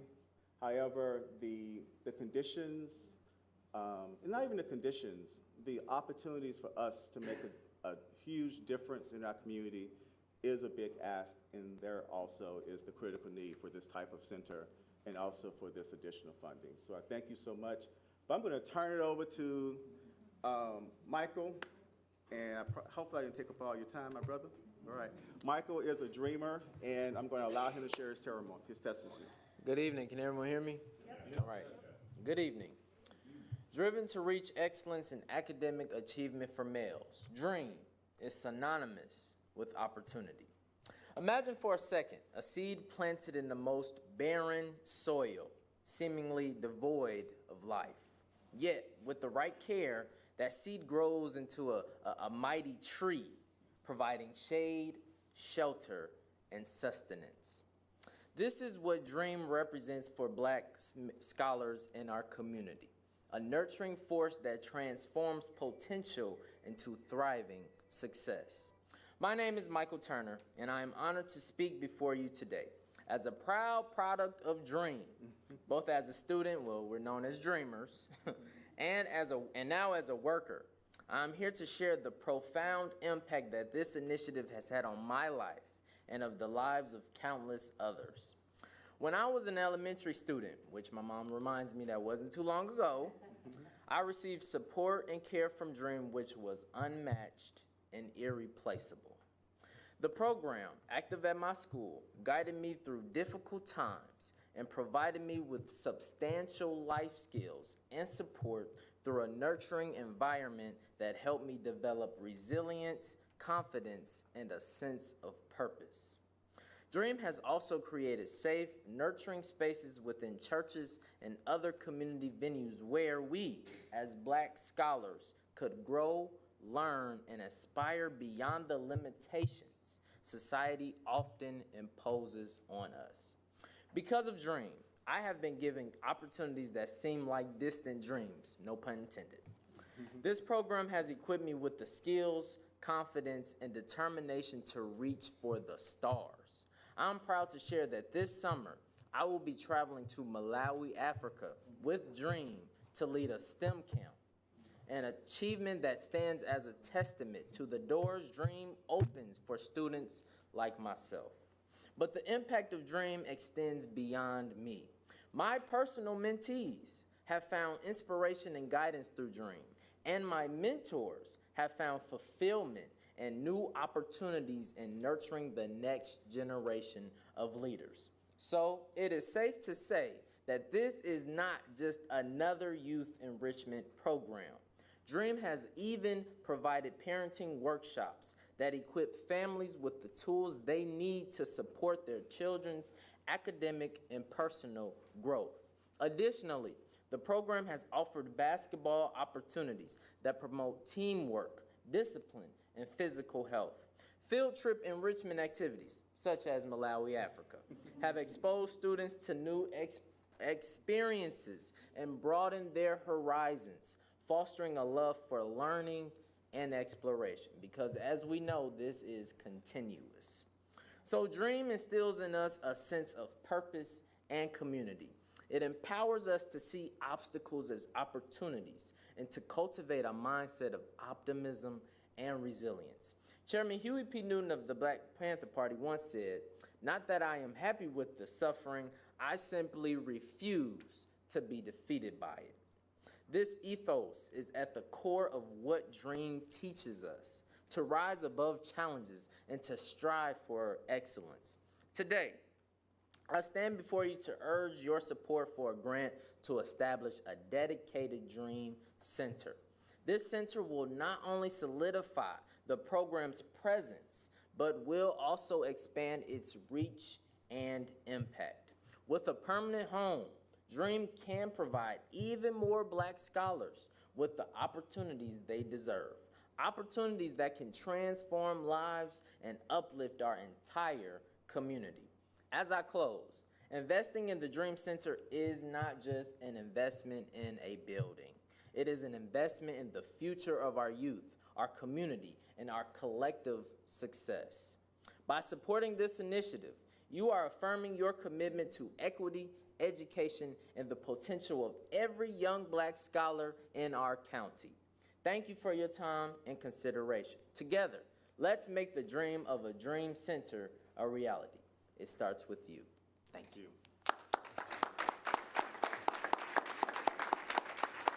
All right. These kids, I tell you, these dreamers are so amazing. They are so amazing. So now we have, this is Prez. When I met him, he was so sharp, articulate, and intelligent, so he's the next Obama. This is Mr. Prez and his beautiful sister, Symphony, who was one of our dream dancers, and their mother, Domisha. And they're going to talk to you about their impact and how Dream has benefited their life.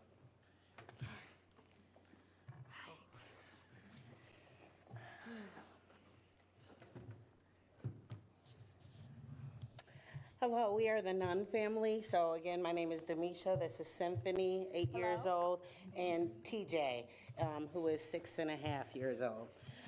So we have been part of the Dream family for approximately 1.5 years, almost going on 2 years now. I've been in this community for approximately 12 years. I work for the Urbana School District at this time. So I am a single mother, and as I was kind of venturing out, I'm very involved in the community, but as I ventured out, I heard of the Dream program, and I became very interested in something for my son. Being a single mother, I was always interested in having those male mentors to make sure that my son follows those right paths. And actually, a good friend of mine said, well, you should think about this Dream program. I'm sure it'll be something that'll be beneficial for your entire family. So I ran into Mr. Tracy at a event in the park one weekend, and it was the best thing. When I met him, he just had this big smile, and I'm like, oh, he's gonna be great. Like, you can tell he really works well with the youth. So I started going to different events, showing up at different things that were being held by Dream, and it was life-changing. As a single mother, sometimes things get hard. Life gets a little bit difficult, and you try to figure out if you're parenting is kind of the right type of parenting, if you're doing everything that you need to do. I know I have younger children, but in real life, I think about their future from the day they were born till every day. So I always want them to be on the right path. I think about what events or where can I get them involved in, what programs that aren't going to cost me an arm and a leg. I am not a rich mother, but I am an involved mother. I met Mr. Tracy and then found out that he had sports camps, so my daughter got to do dance with him, and then they both did soccer. They're involved in the Saturday program, which helps their enrichment and learning and education, and they've been able to grow. a couple weeks ago, we had an event, and they asked, what characteristics did you see out of your kids? And I said, mine have confidence. The confidence that my children have gained come from this program. Not also from my mothering, but this program has helped me just be able to lead them in certain ways. And so he spoke about this program that lasted for 16 weeks.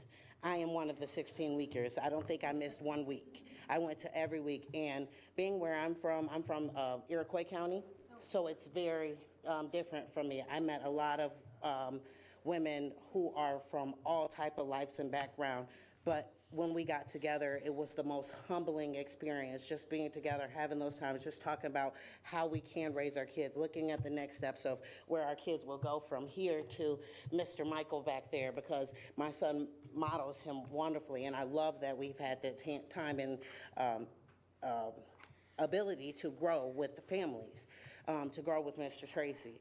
One of the things that we do as a family is we are very involved with Dream. So wherever Dream is located, currently we are hopping from building to building to building, but we're going to show up to building to building to building to make sure that we're supporting Dream because we know that Dream is supporting us. So we would love to have a building where we could all meet together, where we're not hopping from so many places, where we could spend that time together, where we can grow together, keep learning together, keep working as families together. Because as he said, he is serving so many families. And if all of those families could be here, I'm sure they would, because we all have a story about how great this program is. And I'm going to stop talking because my kids also want to speak. They've been preparing for the last day for this to be able to say some great words about Dream and how the program affects them. Okay. My name is TJ, and Dream is like,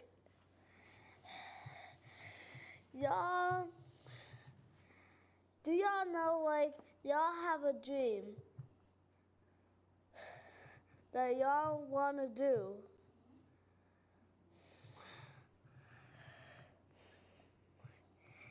And your dream was, like, to be a firefighter or do something else. Like, dream is like, dream make me, like, it make me go through the stuff and the teachers do, and dream help me do all the stuff I need to do, like when I need help with something. Yeah, and even though when you have a dream,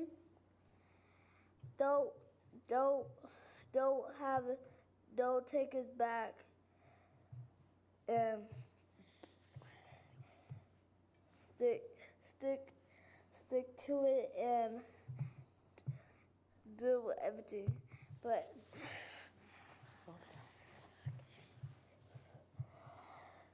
so I played a lot of sports for Dream. I played flag football. I played soccer, and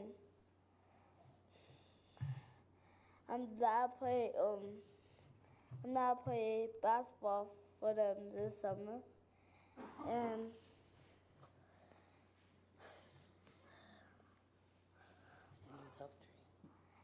I love Dream because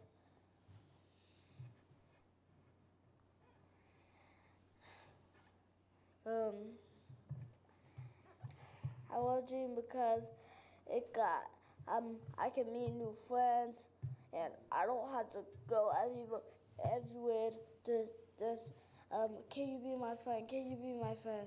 I could just, they would just say, do you want to be friends? I would say, sure. Okay, let's let Sister talk.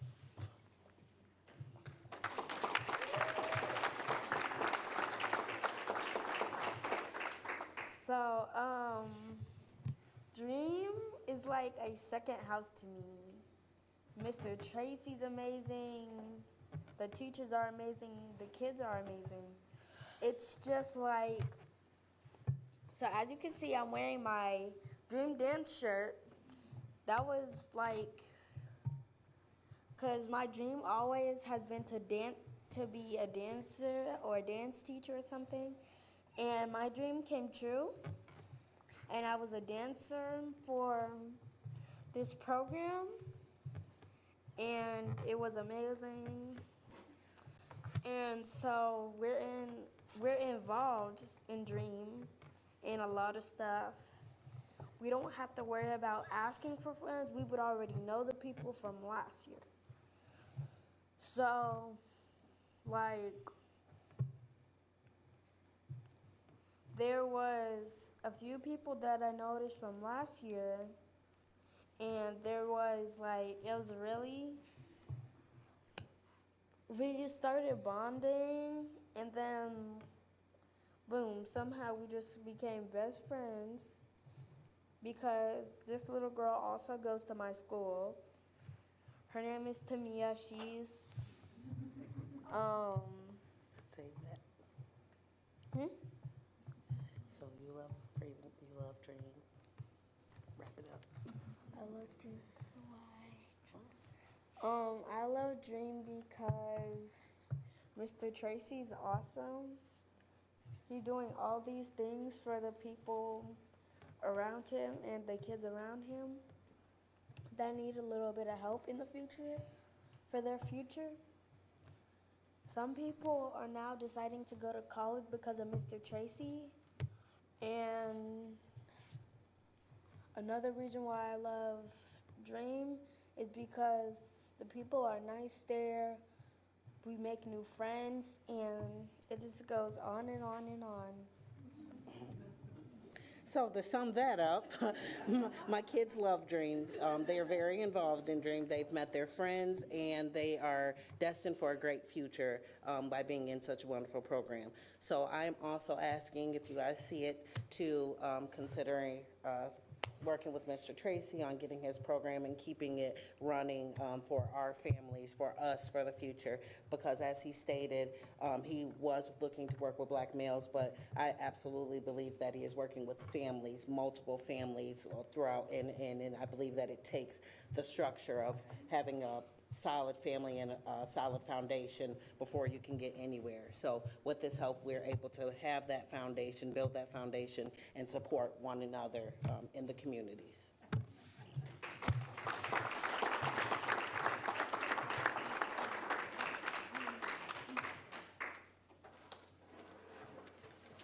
Give Mr. Tracy one more round of applause.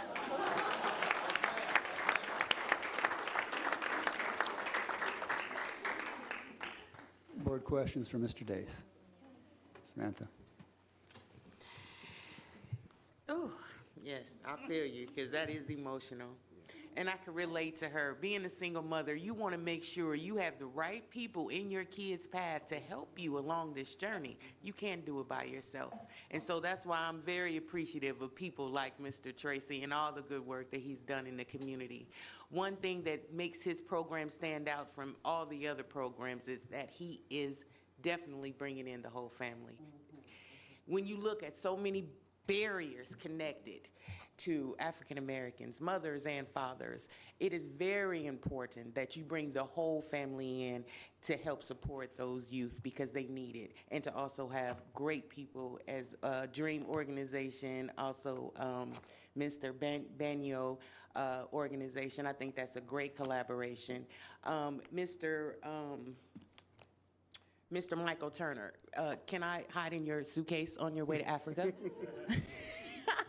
I am just so impressed. That is a life-changing experience that you are about to experience.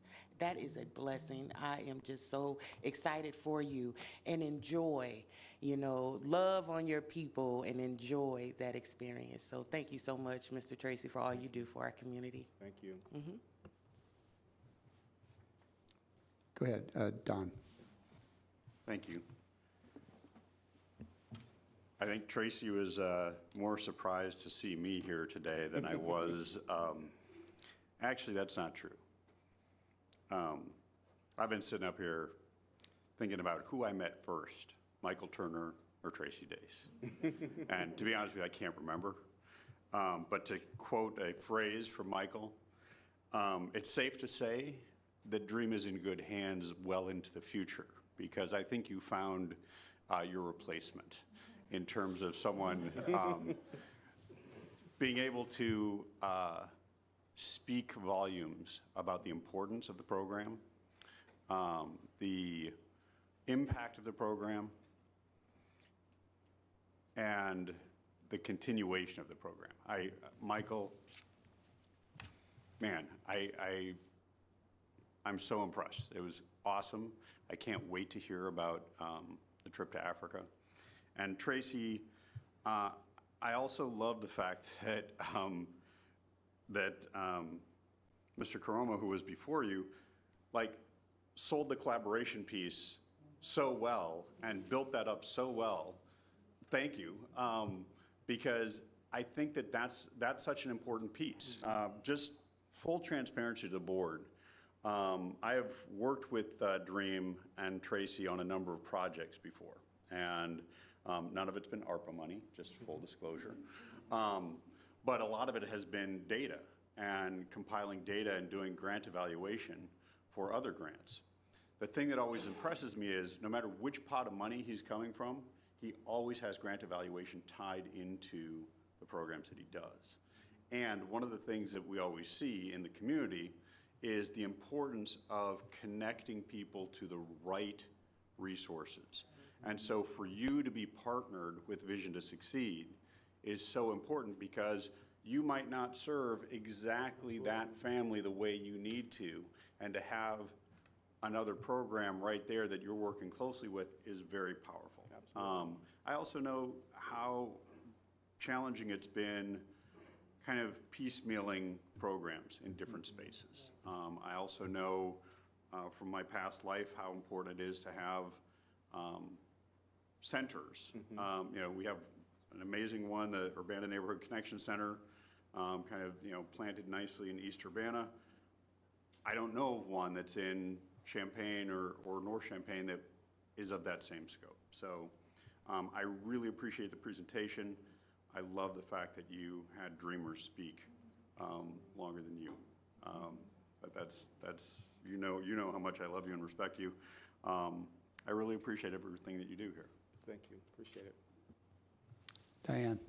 Real quick. Yeah, I certainly appreciate everything, and you've done a great job. I, once again, was on that group that gave the funding in the first part, as well as many here, because we believe in your product and we believe in what you're doing for the community. Thank you. But back to the numbers, to the money, to the things that we can do and what we hope to do to help, because there's only so many dollars that we have to go around. Correct. And I know there are a lot of centers. There's Martin Center, there's Don Moyer's, the Urbana Park District is building a new center. And so I almost wonder if there's room within those buildings, maybe not, but somewhere where there would be a collaboration where, this is your spot. Like we've got a gym right over here that I don't know if they're going to keep using or not. And I just said that out loud. I'm sorry, everybody, but I did. And that would be a perfect spot, so something like that, and I think if I heard you correctly, you are looking to retrofit something that already exists. Yes, So ma'am. you can stay within that, and certainly once again, in the northern end of the county, which is very important, I'm sure that something could be found. But I almost wonder, because everything kind of ties together, because I know Don Moyer's has transportation that goes back and forth. From northern Champaign County into here. Not everybody takes it, but it's there, and maybe to get them to use it more often, to bring them down here to do things, that could be done. So I'd like to maybe see what we can do to get you some sort of space or area that you could have until everything solidifies a little better for you. But thank you. Thank you very much. I appreciate it. Yeah. Go ahead, Jeff. Thanks, Tracy. You're welcome. It was a pleasure meeting you yesterday. One other item of collaboration I thought you might want to bring in was NTU, the National Taiwanese University. So yesterday you had 3 students, social worker students from NTU. How did you arrange that, and how did they get there? Oh, absolutely. It's, collaboration and partnerships. We've been working with the School of Social Work since I was at the Boys and Girls Club. And so when I started my own agency, that relationship, that trust, that accountability followed, me and Dream and became a part of Dream. And so for the last 3 to 5 years, we've been mentoring and supporting social work students from the National Taiwanese University. They come to our space to learn about American culture, about Black American culture, about social work in America. And so we not only teach these babies here, but we're teaching international students about violence prevention and about how to support families in a holistic, culturally relevant way. So they'll be with us until August, and they're there every day. And we embrace them just like their staff. We don't see them as extra help or interns. They are part of us just like we are part of their growth as well. Thank you. Lorraine. Yeah, that was very inspiring presentation that you put on. But looking at this flyer that you left, where do people contact you at? Well, like they said, we are all over the place. we are in 5. I'm not sure if you all know this. If you look at Dream across the county, we are in 8 different locations. We are spread all over the place. But we're doing very impactful, consistent work. We're showing up in those places, but it's also placing a strain on our ability to continue to have capacity to grow and to serve. So a lot of people reach me through social media. They have my cell number, but we also were able to expand to have a administrative office now. So we're at 2009 Fox Drive by Remax. And so we were once in a church, borrowing space, in-kind space that was blessed to us, but we've been able to grow, and now we have our own administrative suite where I serve, my office is there, and also we have a chief financial officer, CPA at this time, and we also have a chief operating officer as well. So through your funding and support, we've been able to really grow our infrastructure, which is important. We can't run a center if we don't have a strong infrastructure, correct? So, so that's where we are right now. I think one of your grandbabies was in Dream. Money? Who? Money? Is Money one? Money? Yeah. Yeah. Yeah.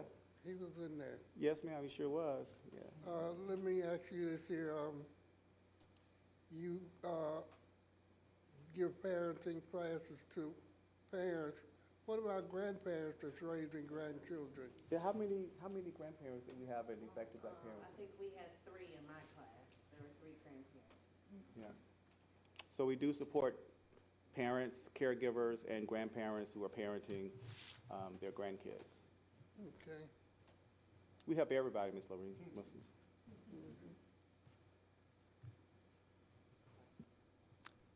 Go ahead, Stephanie. I just wanted to thank you and the previous Vision to Succeed presenters.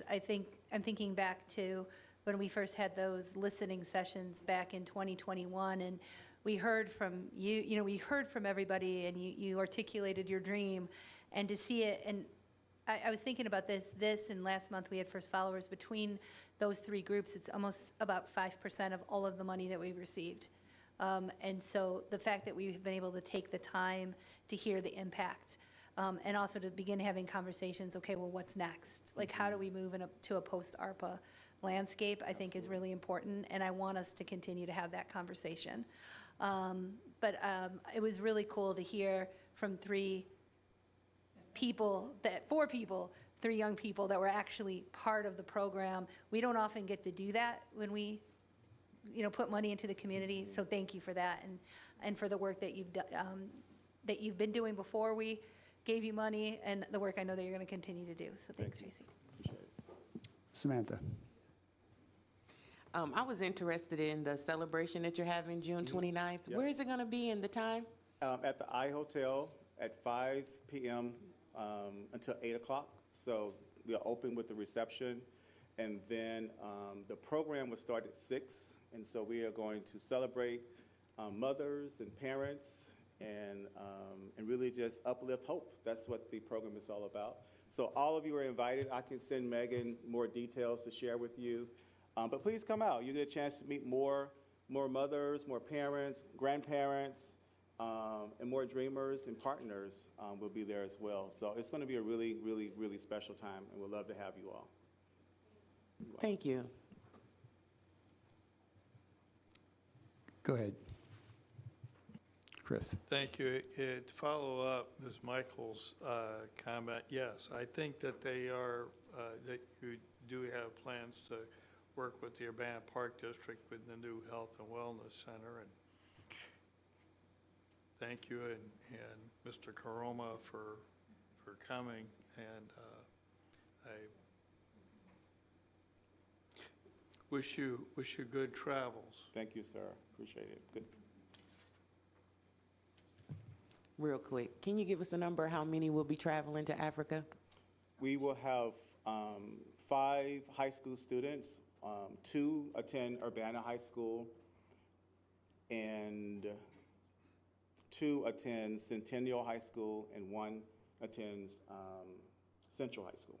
And then 3 adults, myself and 2 of my coworkers are also going to travel with them. And we are partnering with the Urbana Sister City Committee in this effort and helping to plan and connect with existing partners that they have in Malawi already. We want to really build on that and not go and try to create new partnerships, but how do we show them that we are one community connecting with another community in Malawi? All right. Thank you very much. All right, thank you all. Have a good night.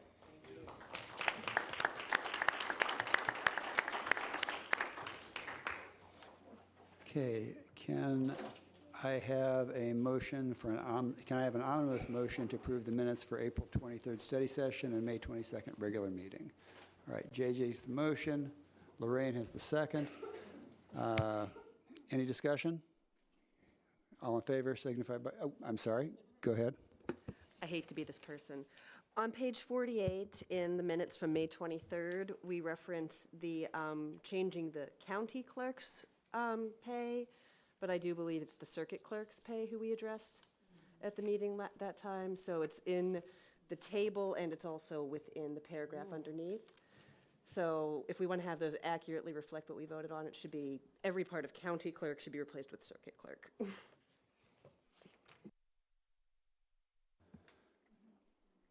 Okay, well noted and will be changed. Thank you for your keen eye. All right, the amended minutes. All in favor signify by saying aye. Aye.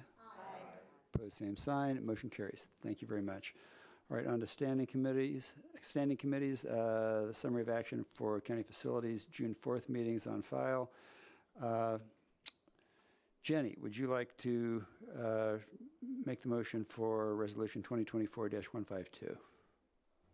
Sure. I will move for the adoption of ordinance 2024 no, I'm reading the wrong one, sorry. 2024-152, approving extension letters of understanding with Bailey Edward Design, Reefs Decorate and Company Architects, and GHR Engineers and Associates. I'll have Block second. If anybody has any questions, I can tell you what we discussed in the facilities meeting on this.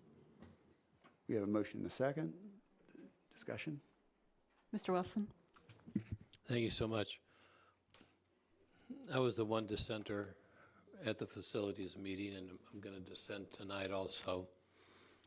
And the reason is I'm all in favor of these firms doing the work they do, and I 100% agree that they do the right thing at the right time at the right price. What bothers me is that the original RFQ back in 2020, approved in 2021, was for a 3-year term. And that's what bothers me. And I think it's, when I read the I'll just say it right here. When I read the policy, Champaign County Purchasing Policy Rules, Regulations, and Procedures for Purchasing. And I did read the attached letter from the state's attorney, but the policy says, purchasing policy shall be the sole guideline for business transacted between vendors in Champaign County, Illinois. All county departments, county employees, and all elected or appointed county officials shall follow the purchasing policy when procuring goods and services with public funds, which is what we're doing here. It's the policy of the Champaign County Board that to allow for competitive pricing if in the procurement of all goods and services. And in the section under non-competitive procurement, and this is really the sole source application of the procedure, that's applicable for very minor specific items, and only when that sole source is the only provider of goods, suppliers, or services, and construction. So in Champaign County, we have probably more than 2 engineering firms and more than 1 architectural firm. And from a fairness perspective, in accordance with our policy that we all agreed to that we would follow, I'm going to say no, I disagree with the extension of this contract for 2 years. And I think it should go back to the original RFQ and just change the dates and go for a 3-year term. Thank you. Thank you. And I will point out that Mr. Wilson voiced that in facilities as well, where it was also pointed out that the current contract extended through December 31st of 2023, so it's currently expired, and these are firms that we are currently working with for the jail, for County Plaza, and those are the major projects. So, Ms. Furtado, you had a question? No, I just wanted to say, as finance chair, I think it's important to follow finance policy, but also to recognize that policy has to work with practical application. And right now we have 2 $20 million projects that these 2 firms are very instrumental in overseeing, and sort of changing that ship midstream, to me, doesn't make a lot of sense. It will diminish the efficiency of those projects, and I would argue that the knowledge that these firms have regarding those projects rises to the level of sole source information. Right? There's no other firm that could come in, and the amount of time that it would take to get another firm up to speed on 2 of the most significant, by far, capital projects that all of us will ever do while we're part of this board, to me, just doesn't make sense. So I do agree that it's important to have open policies and transparency, and as much as possible, provide opportunities for different firms. I think that in this case, this makes a ton of sense to do, and it's just a year and a half from now, we'll be putting the RFQ back out on the street for these services for 2025. So from the person whose job on the board is to think through these financial policies, I'm very comfortable with this. Sorry, Diane? So the extension is from 23 to 25, not 24 to 27. Yes, that's correct. Mike? Yeah, I was just reading through on page 56, the, second paragraph kind of describes the time frame and the reason for the extension being specifically the County Plaza and Satellite Jail, to back up what Stephanie was saying. That's the specific reason, and the specific dates were completion of the construction in late 2024 with a 1-year warranty to go into 2025. So I would also agree to change midstream on when the project close to completion would seem to be counterproductive. Any other questions, comments on this one? Oh, Mr. Wilson. Thank you, Stephanie. I understand that they need to continue with the 2 major projects. I wasn't saying discontinue them from those 2 particular projects. But if I recall, the RFQ originally as written was for basically the 10-year plan and facilities, for all facility activities. I understand if they already have a contract, which is for these particular buildings, then this particular RFQ, are you saying, Stephanie, is just for those two buildings or any and all services for the Champaign County over the next 2 years? It would be for any and all services for the county for the next 2 years, because these are the firms that we have engaged to manage those projects. So if we were going to then put an RFQ out for all the rest of the projects for those 2 years, or at this point, 1.5 years, we would then be double paying. Do you know what I'm saying? We would have 4 firms.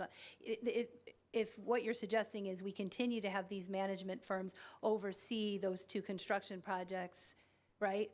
And so we would extend them for that, then other projects that fall and need project management services, this is what this is project management services, right? We would then we would be having 4 firms, essentially.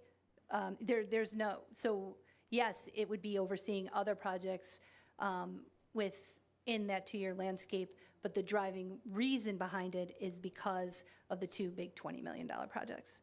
But yes, just to be clear, it would be to do project management oversight for the county as originally articulated in those 2 RFQs for an additional, at this point, about 18 months.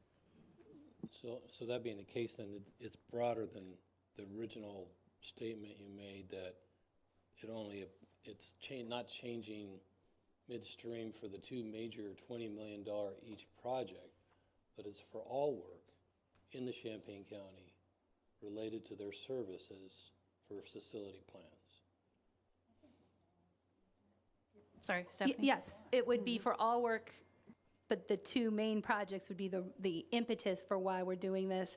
And from a financial standpoint, I would argue we do not have the bandwidth in order to have 2 sets of project management firms on the books at the same time. It's just not financially responsible. I'm not 100% agreeing with you, but one other comment then, and I know some people don't like my comments, but are we committed to policies or not? Or is it sometimes when it's not convenient to follow policy, we don't? Or why not just change part of the policy to allow certain things? Well, I would like to point out that in the letter from the state's attorney's office, it is noted in the request for proposals issued by the county for these services expressly included allowance for up to 2 years' worth of renewals for a maximum of 5 years.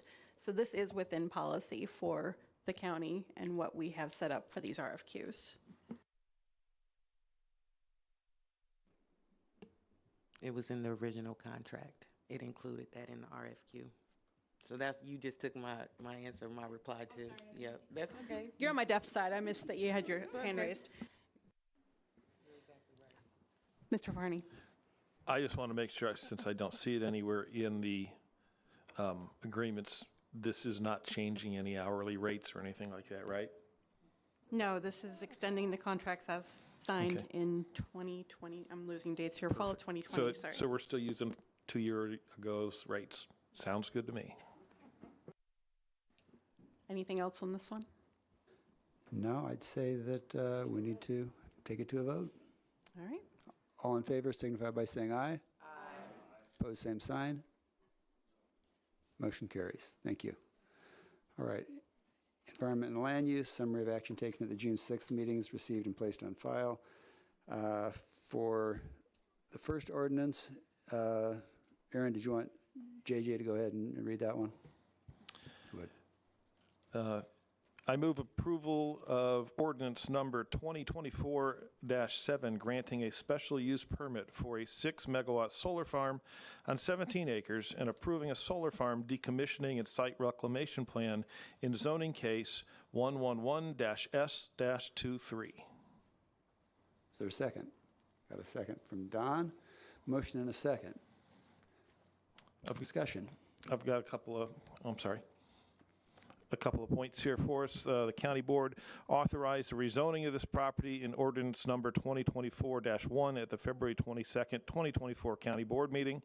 The village of Bonneville had formally protested that rezoning. The Zoning Board of Appeals voted 4-0 to recommend approval of this special use permit at their March 28, 2024 meeting, and also authorized a data center on the same property in case 133-S-24. ELUC recommended approval on a vote of 4-1 with 2 members absent. The property is located less than 1/2 mile from the village of Bonneville, and a waiver is required. Staff reviewed the cost estimates in the DSRP and compared them with previously approved DSRP cost estimates and found that the cost estimates for the current case 111-S-23 were comparable. Mr. Hall and Mr. Grillo are here if you would have any questions. This requires a simple majority and a roll call vote. Questions from the board? Seeing none. All in favor signify by, oh, I'm sorry, this calls a roll call, excuse me. Would the clerk please call the roll? Locke. Yes. Lockshin. Yes. Michaels. Yes. Owen. Yes. Pugh. Rodriguez. Yes. Rogers.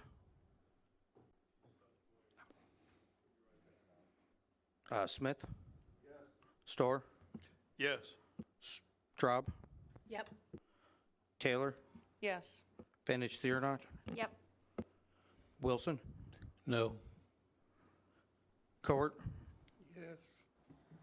Esri. No. Farney. Yes. Furtado. Yes. Greer. Yes. Hanover Friedman. Yes. Rogers. Yes. Carter. Yes. Motion passes. All right, Vice Chair Esri, do you want to take on the next one, please? Yes, thanks. I move adoption of ordinance, yeah, it's on, sorry. I move adoption of ordinance number 2024-8, approving the decommissioning and site reclamation plan for the Wolf Wirtz Site 1 Solar Project, Community Solar Farm, south part of zoning case 903-S-18. And again, simple majority with a roll call.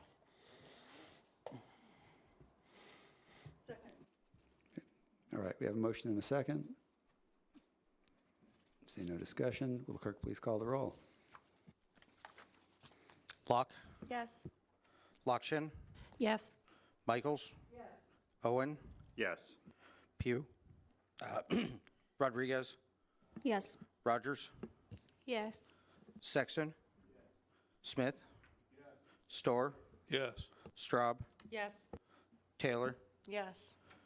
Finish Theonot. Yes. Wilson. Yes. Court. Yes. Esri. Yes. Farney. Yes. Furtado. Greer. Yes. Hanover Friedman. Yes. Carter. Yes. Motion passes. And I move adoption of ordinance number 2024-9, approving the decommissioning and site reclamation plan for the Woodard Trust Solar Project, Community Solar Farm, zoning case 907-S-18. Second, Jen Straub. Discussion? Seeing none, please call, will the clerk please call the roll? Locke. Yes. Lockshin. Yes. Michaels. Yes. Owen. Yes. Rodriguez. Yes. Rogers. Yes. Yes. Sexton. Smith. Storr. Yes. Straub. Yes. Taylor. Yes. Finish Theonot. Yes. Wilson. Yes. Court. Yes. Esri. Yes. Farney. Yes. Furtado. Greer. Yes. Hanover Friedman. Yes. Carter. Yes. Motion passes. Thank you. All right, moving on. Summary of action taken May 14th that the committee of the whole meetings were placed on file. Would the Justice and Social Services Chair make committee's recommendation for item number 1? I move adoption of ordinance number 2024-10, establishing Champaign County animal control policies and procedures. But I do need to make a friendly amendment, I think. Michelle's looking at me. I don't know if you all read the email, but we did forget to choose what rabies inoculation scheme we want to go with. Yeah, so you need to make the motion with the amendment of striking one of the options, and then you can debate it, and you can vote it down, and you could go the other way if you wanted to. But like, I think you have to do that to have the conversation. So you want me to make the amendment to the motion? Somebody. Anybody? Diane, thank you. I want to make the amendment to keep it at 65 years. Is there any second for that? Every single person over there? Okay. Let's go with Farney. I saw him first. Is there any discussion? Straub? I'd actually argue for the other option, where you have to prove that you are receiving some kind of assistance. As we know, not all 65-year-olds in our county actually need this kind of assistance, and not saying, you know, sorry, it's late. Certainly, I work with many people on limited budgets, and if you're receiving Social Security, there's a good chance that you can use, you know, that kind of thing. But then you're also getting some kind of other social assistance that would prove that. Whereas there are many people who get SSDI or things of that nature who don't fall into that 65-year-old category that I would like to see be served by our animal control office. Hopefully I was cogent there. I'm going to get to you, John, in a second, but I have a quick question for Michelle. Does Social Security count? The original, yeah. Yeah, so Jen was just saying this is why she's not going to support that. So it could or it could not. So the ordinance obviously doesn't need to drill down into the details, but if you wanted to do the not 65 one, we would need to refine it more in the policy and the procedure, and we could always come back and have further conversations and board input on what that's going to look like. But that's not stuff that we want to write into the ordinance right now. JJ and then staff. So first, a concern that I have, the way this is written where it says receiving government assistance is a very broad definition. And if that's the direction we want to go, which it very well may be, tonight is not the night to do this because this definition would not be acceptable for virtually any other ordinance we would consider. So that's a big concern I have right there. The second thing is that we would also be altering the table that's above that where it states that seniors over age 65 is set at 0. And we need to make sure that we're consistent throughout the ordinance. But really my biggest concern is what is government assistance? Because I can make some really ridiculous arguments as to what government assistance is, and I would be right. Steph? Yeah, I'm going to agree with JJ, but I guess I don't also understand why does it have to be either or? Like, couldn't it be we will provide this for people 65, actually, I'm going to propose this. 65 years of age or older is waived upon and or who can provide proof of income at or below 150% of poverty level, which is what all of these things always are for all time, always. And then it just could be both. Why does it have to be either seniors or people with economic, like, couldn't we just make that be the ordinance? If that's an amendment, I'll accept that friendly amendment. Okay. Okay, hold on before the train leaves the station. Yeah, the animal control is only funded by these fees and fines. That is their only source of revenue. The general fund contributes nothing to animal control. And if we cut into this too much, then the general fund's gonna have to start supporting them.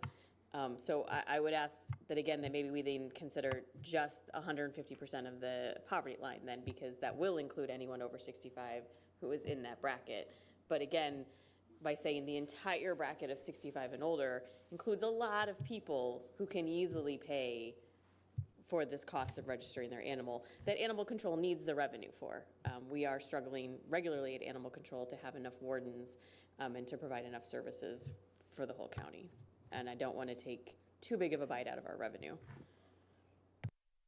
I'm going to go JJ, then Diane. Oh, no, Jen Locke, you haven't spoken yet. Go ahead.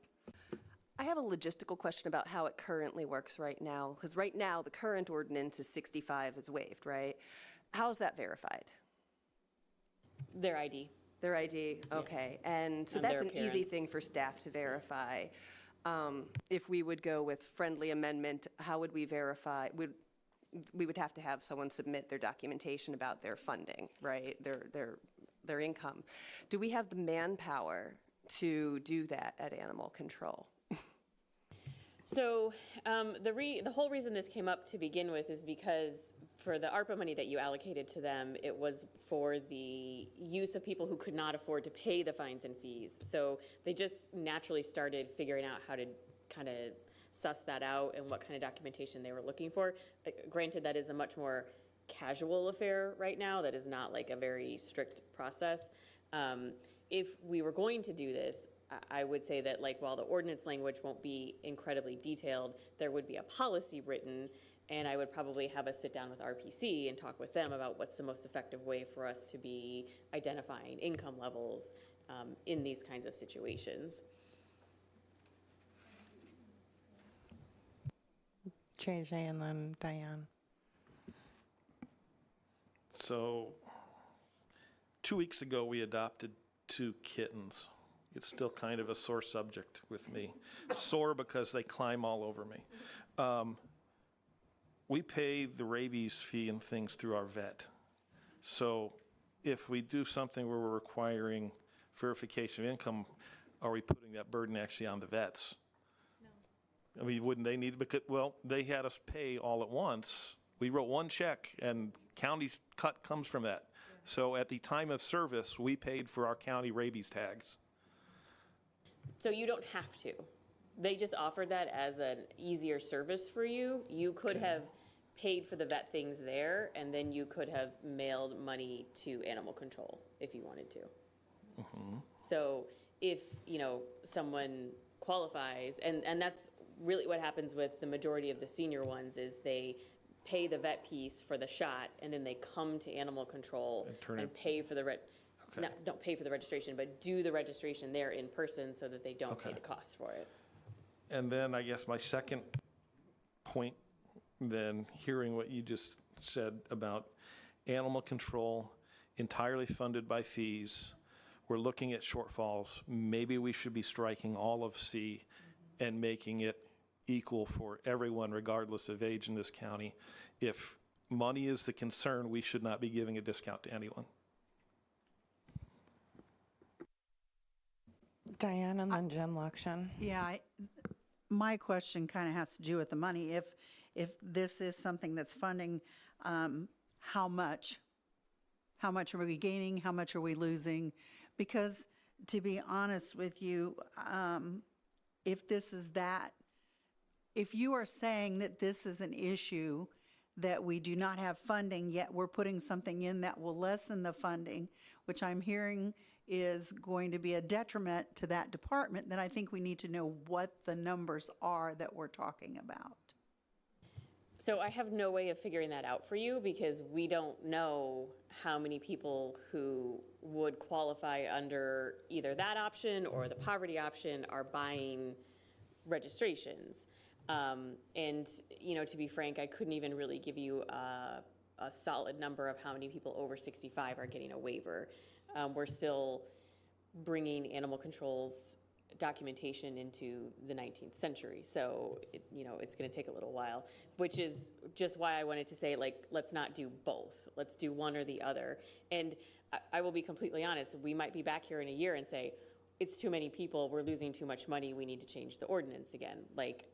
That also could happen with the senior one. We could get to a point where we have so many over 65s that we're exempting that we can see the value of how much money that is. I'm not going to argue striking both options. Like, animal control there is so much demanded of animal control, and I don't know that there will ever be enough money to fund what the expectation is for what they should do. I don't know that that means that we don't provide any assistance, but I think we just need to be very cautious and very realistic about what assistance we do provide. That data that you want, Diane, will probably be available in the future. We do have software at Animal Control now. When she says 19th century, she really does mean that. So we will have that. I would hesitate to strike all 8 at this point, but I do want to add to what Michelle said in that we need to be particularly careful about cutting revenue for animal control, because it's already a department that is going to likely need additional support in some fashion. That's why we're working on changing some of the fee schedules for support for other entities that we provide our animal control support for. Jenny Lokshin, then Beth. So I would say, why would we keep it at 65? Why not raise it to 67, which is now the full Social Security retirement age?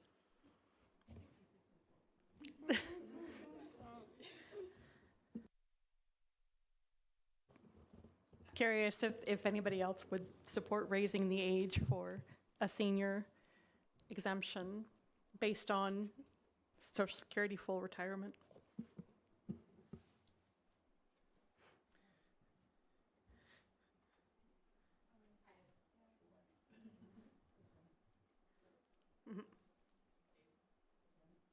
If anybody wants to speak to what Jenny Lokshin just said, did you want to say something about that? No? Okay. Are you going to beat me up after the meeting?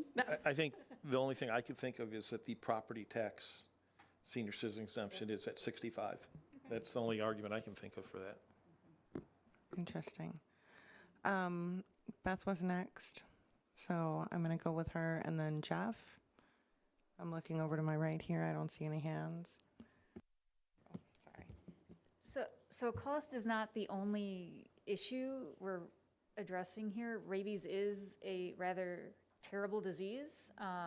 Rates are creeping up as the anti-vax sentiment is starting to extend to pet owners, which is terrifying to me because rabies is not something you want to mess around with. And to hear some people are worried that a rabies vaccination is going to give their dog autism, and no, I'm not kidding, is more than I want to talk about in this meeting. But anything that can encourage folks who have animals, I don't think the poor should be precluded from having animal companionship. And I also don't think that the population that would benefit most from this, should we lower it to 150% of poverty, would be greatly impacted, because a person 65 or over tends to be a person with an indoor pet. They tend to be somebody who doesn't stray far from home. They tend to be somebody whose pets also stay close by. You've got a lot more people who have a lot more dogs outside in certain areas who are going to be a lot more exposed. And yes, I know there are certain rural folks here, but I'm just talking percentage of population. And I feel like anything that can encourage these folks to keep up on vaccinations for their pets is probably going to save us money in the long run when it comes to public threat of a non-vaccinated animal running around in a heavily populated area.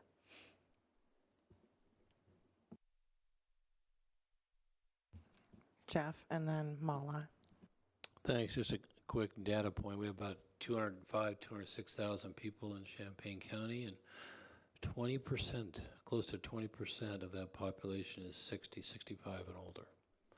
So people trying to figure out what the cost would be at 65, that'd be pretty substantial if about 20% of the population, and maybe even half or more of those have pets.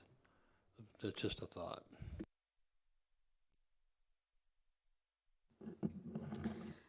Is it possible that maybe it's 0 for 65 and over, but a discounted rate for people under the poverty line?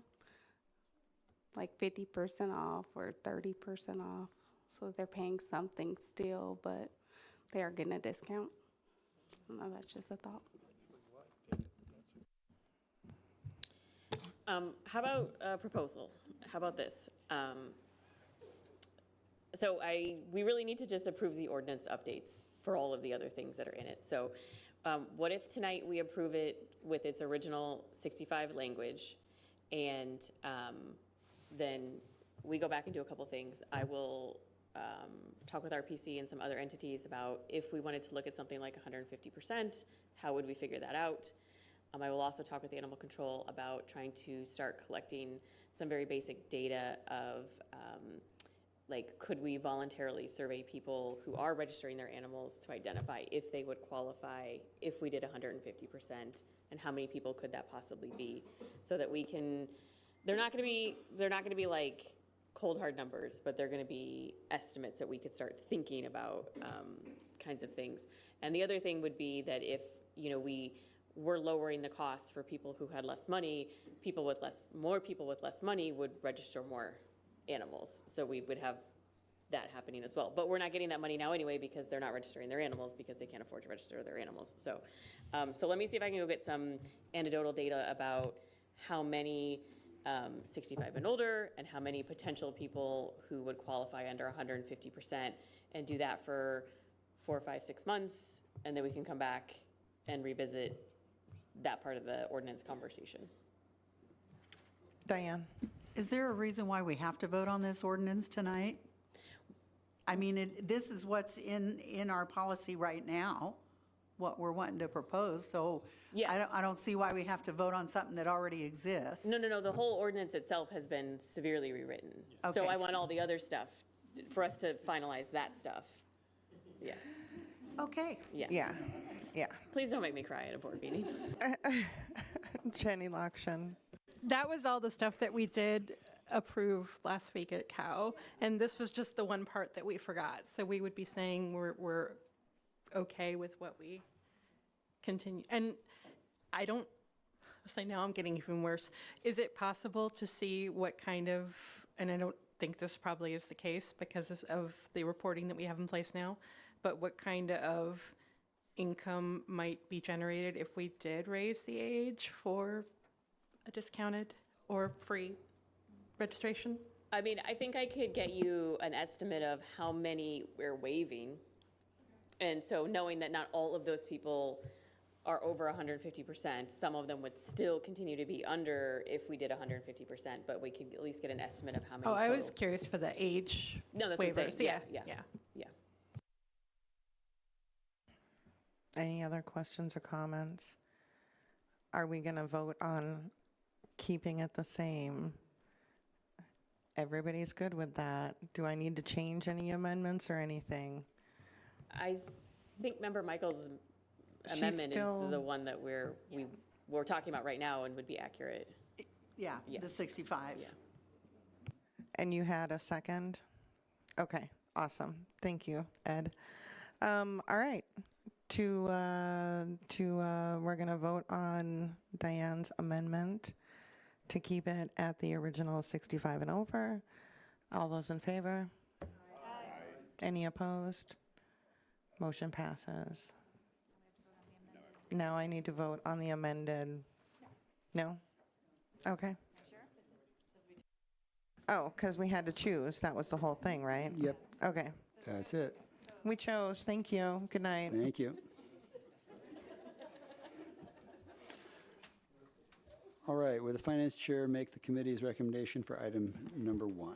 I move the adoption of resolution number 2024-153, placing the question of approval of the special county retailer's occupation tax for public safety on the November 5th, 2024 general election ballot.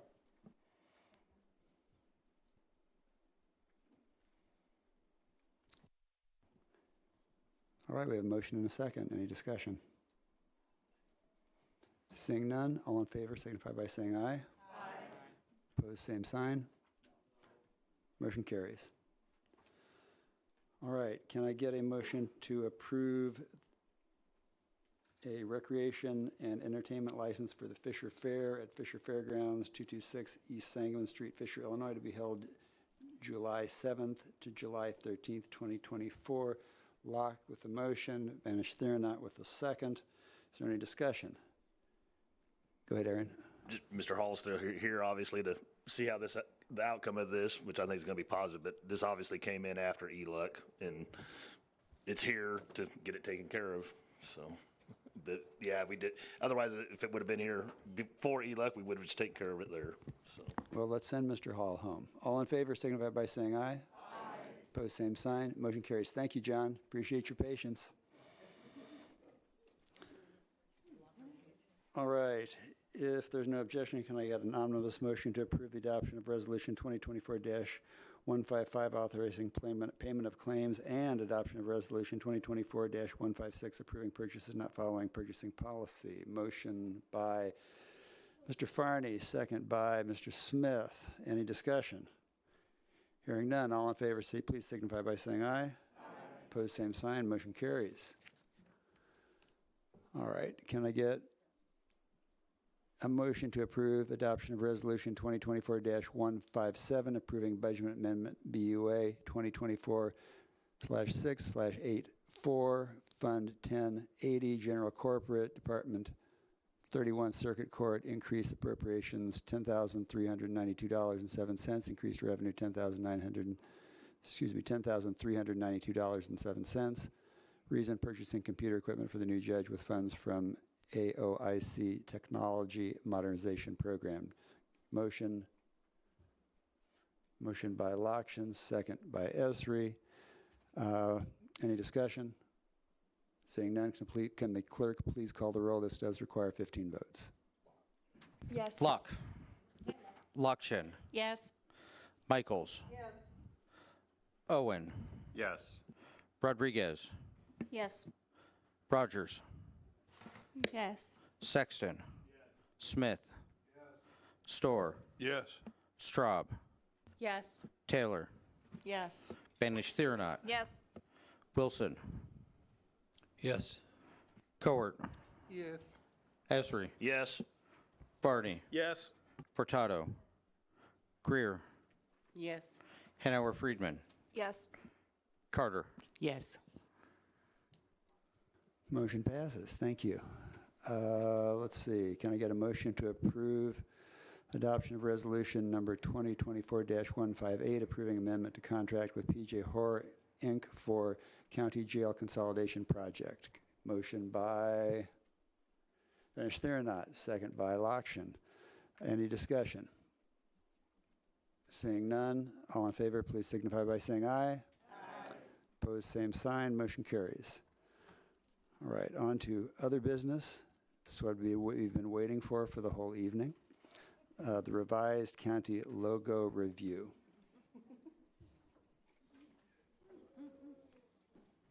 Go ahead.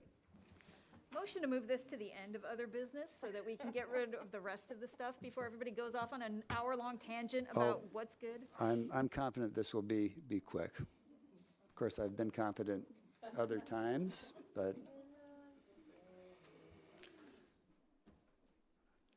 is everybody fine with the logo in this iteration? Wonderful.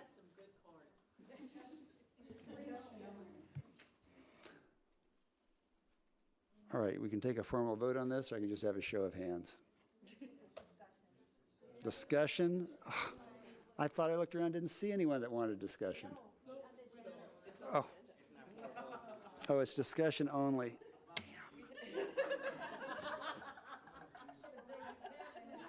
It is a late night. I thought we'd get done with this. All right. Nobody acted like they wanted to discuss it. Is there discussion here tonight? All right. Go ahead then, Ms. Locke. Again, I apologize. So I checked in with the farmers I'm related to, and they appreciate this corn. I asked them after Aaron the last time, and I asked my father-in-law who grows corn, and he said this one looks like corn, and echoed Mr. Esri that the other ones did not. Ms. Lockshin. I just looked at Aaron and he gave a thumbs up, so. It's not ARPA, unfortunately. Go ahead, Diane. We talk about money. We talk about saving money. Honestly, I don't think we need a new logo. I think we need to keep what we've got and just keep things the way they are. We can make changes or arranges later on. This has been a big project. It's cost us money to do this thing. I'm not saying down the road, when I'm gone off of here, you can change it, do whatever you want. But right now, this isn't a priority when we're trying to give people money to get their rabies and tags done. So I don't see it change. I prefer it not change. Jenny? I think the intent, though, was not to immediately trash everything we have with the current logo. It was to roll it out as we do reprints on things and as we order new things that are necessary, not to necessarily like replace, right? Was that, no, we want to replace? No, we're not Okay. replacing anything. Yeah.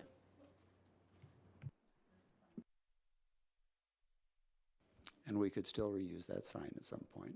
Absolutely. Further questions? Go ahead, Stephanie. Yeah, I think it makes sense to do it now because we're about to do the Bennett Center, so if we want the logo on the signs, like, this would be the time to do it.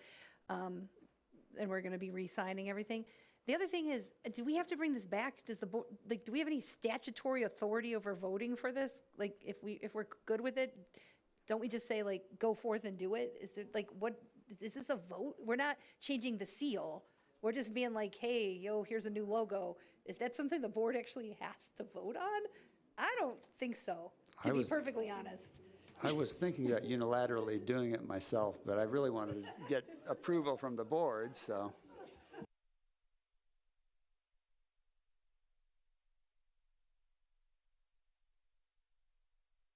All right, I'm not hearing any other, oh, go ahead, Jenny. I would say, well, with the nod to what Diane said, I think as long as we're rolling it out as we replace items and we're not incurring any additional expense to change anything to this logo, I'm all for it. No additional expense, just using it as it organically makes sense to swap it out with something being replaced. And then, as Member Furtado said, the biggest thing is the new building. So wanting to put a logo on a lot of the things in the new building. And the one we have just doesn't have the same detail that the rest of the building has. So it's very jarring, which was why the thoughts were to go with something that had more detail in it. Diane, if it did not involve replacing something that we have already, I mean, I'll guarantee you we'll use that sign somewhere. But if it's stuff that we would be adding regardless, would that meet with your satisfaction?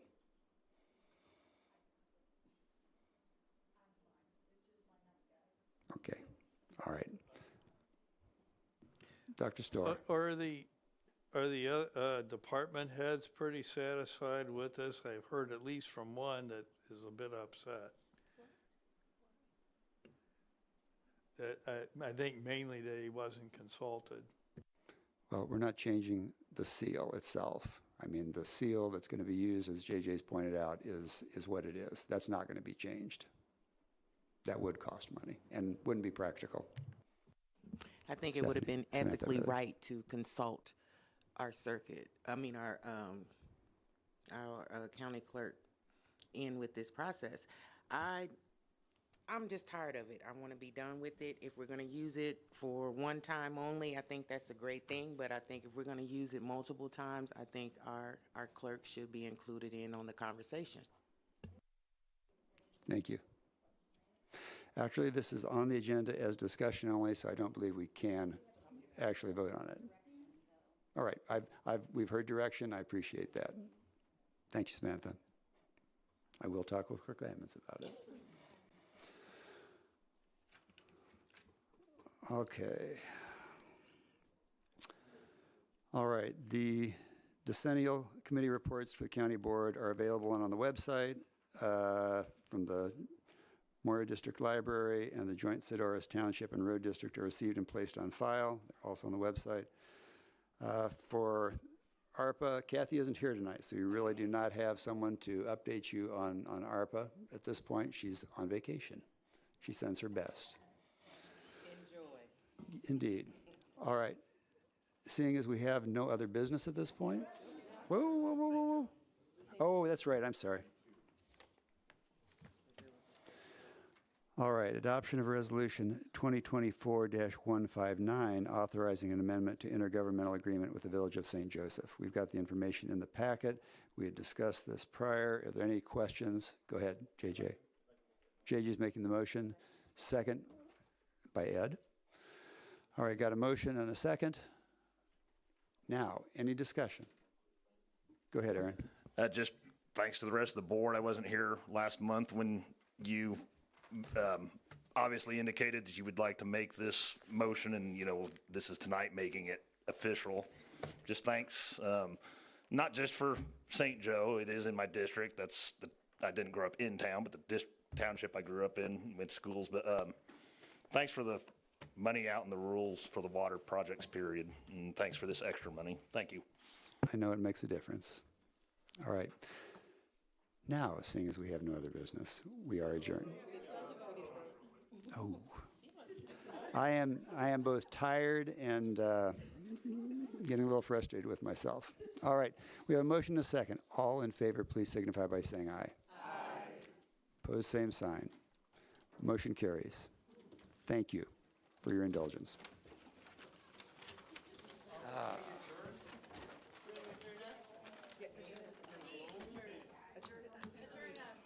We're adjourned.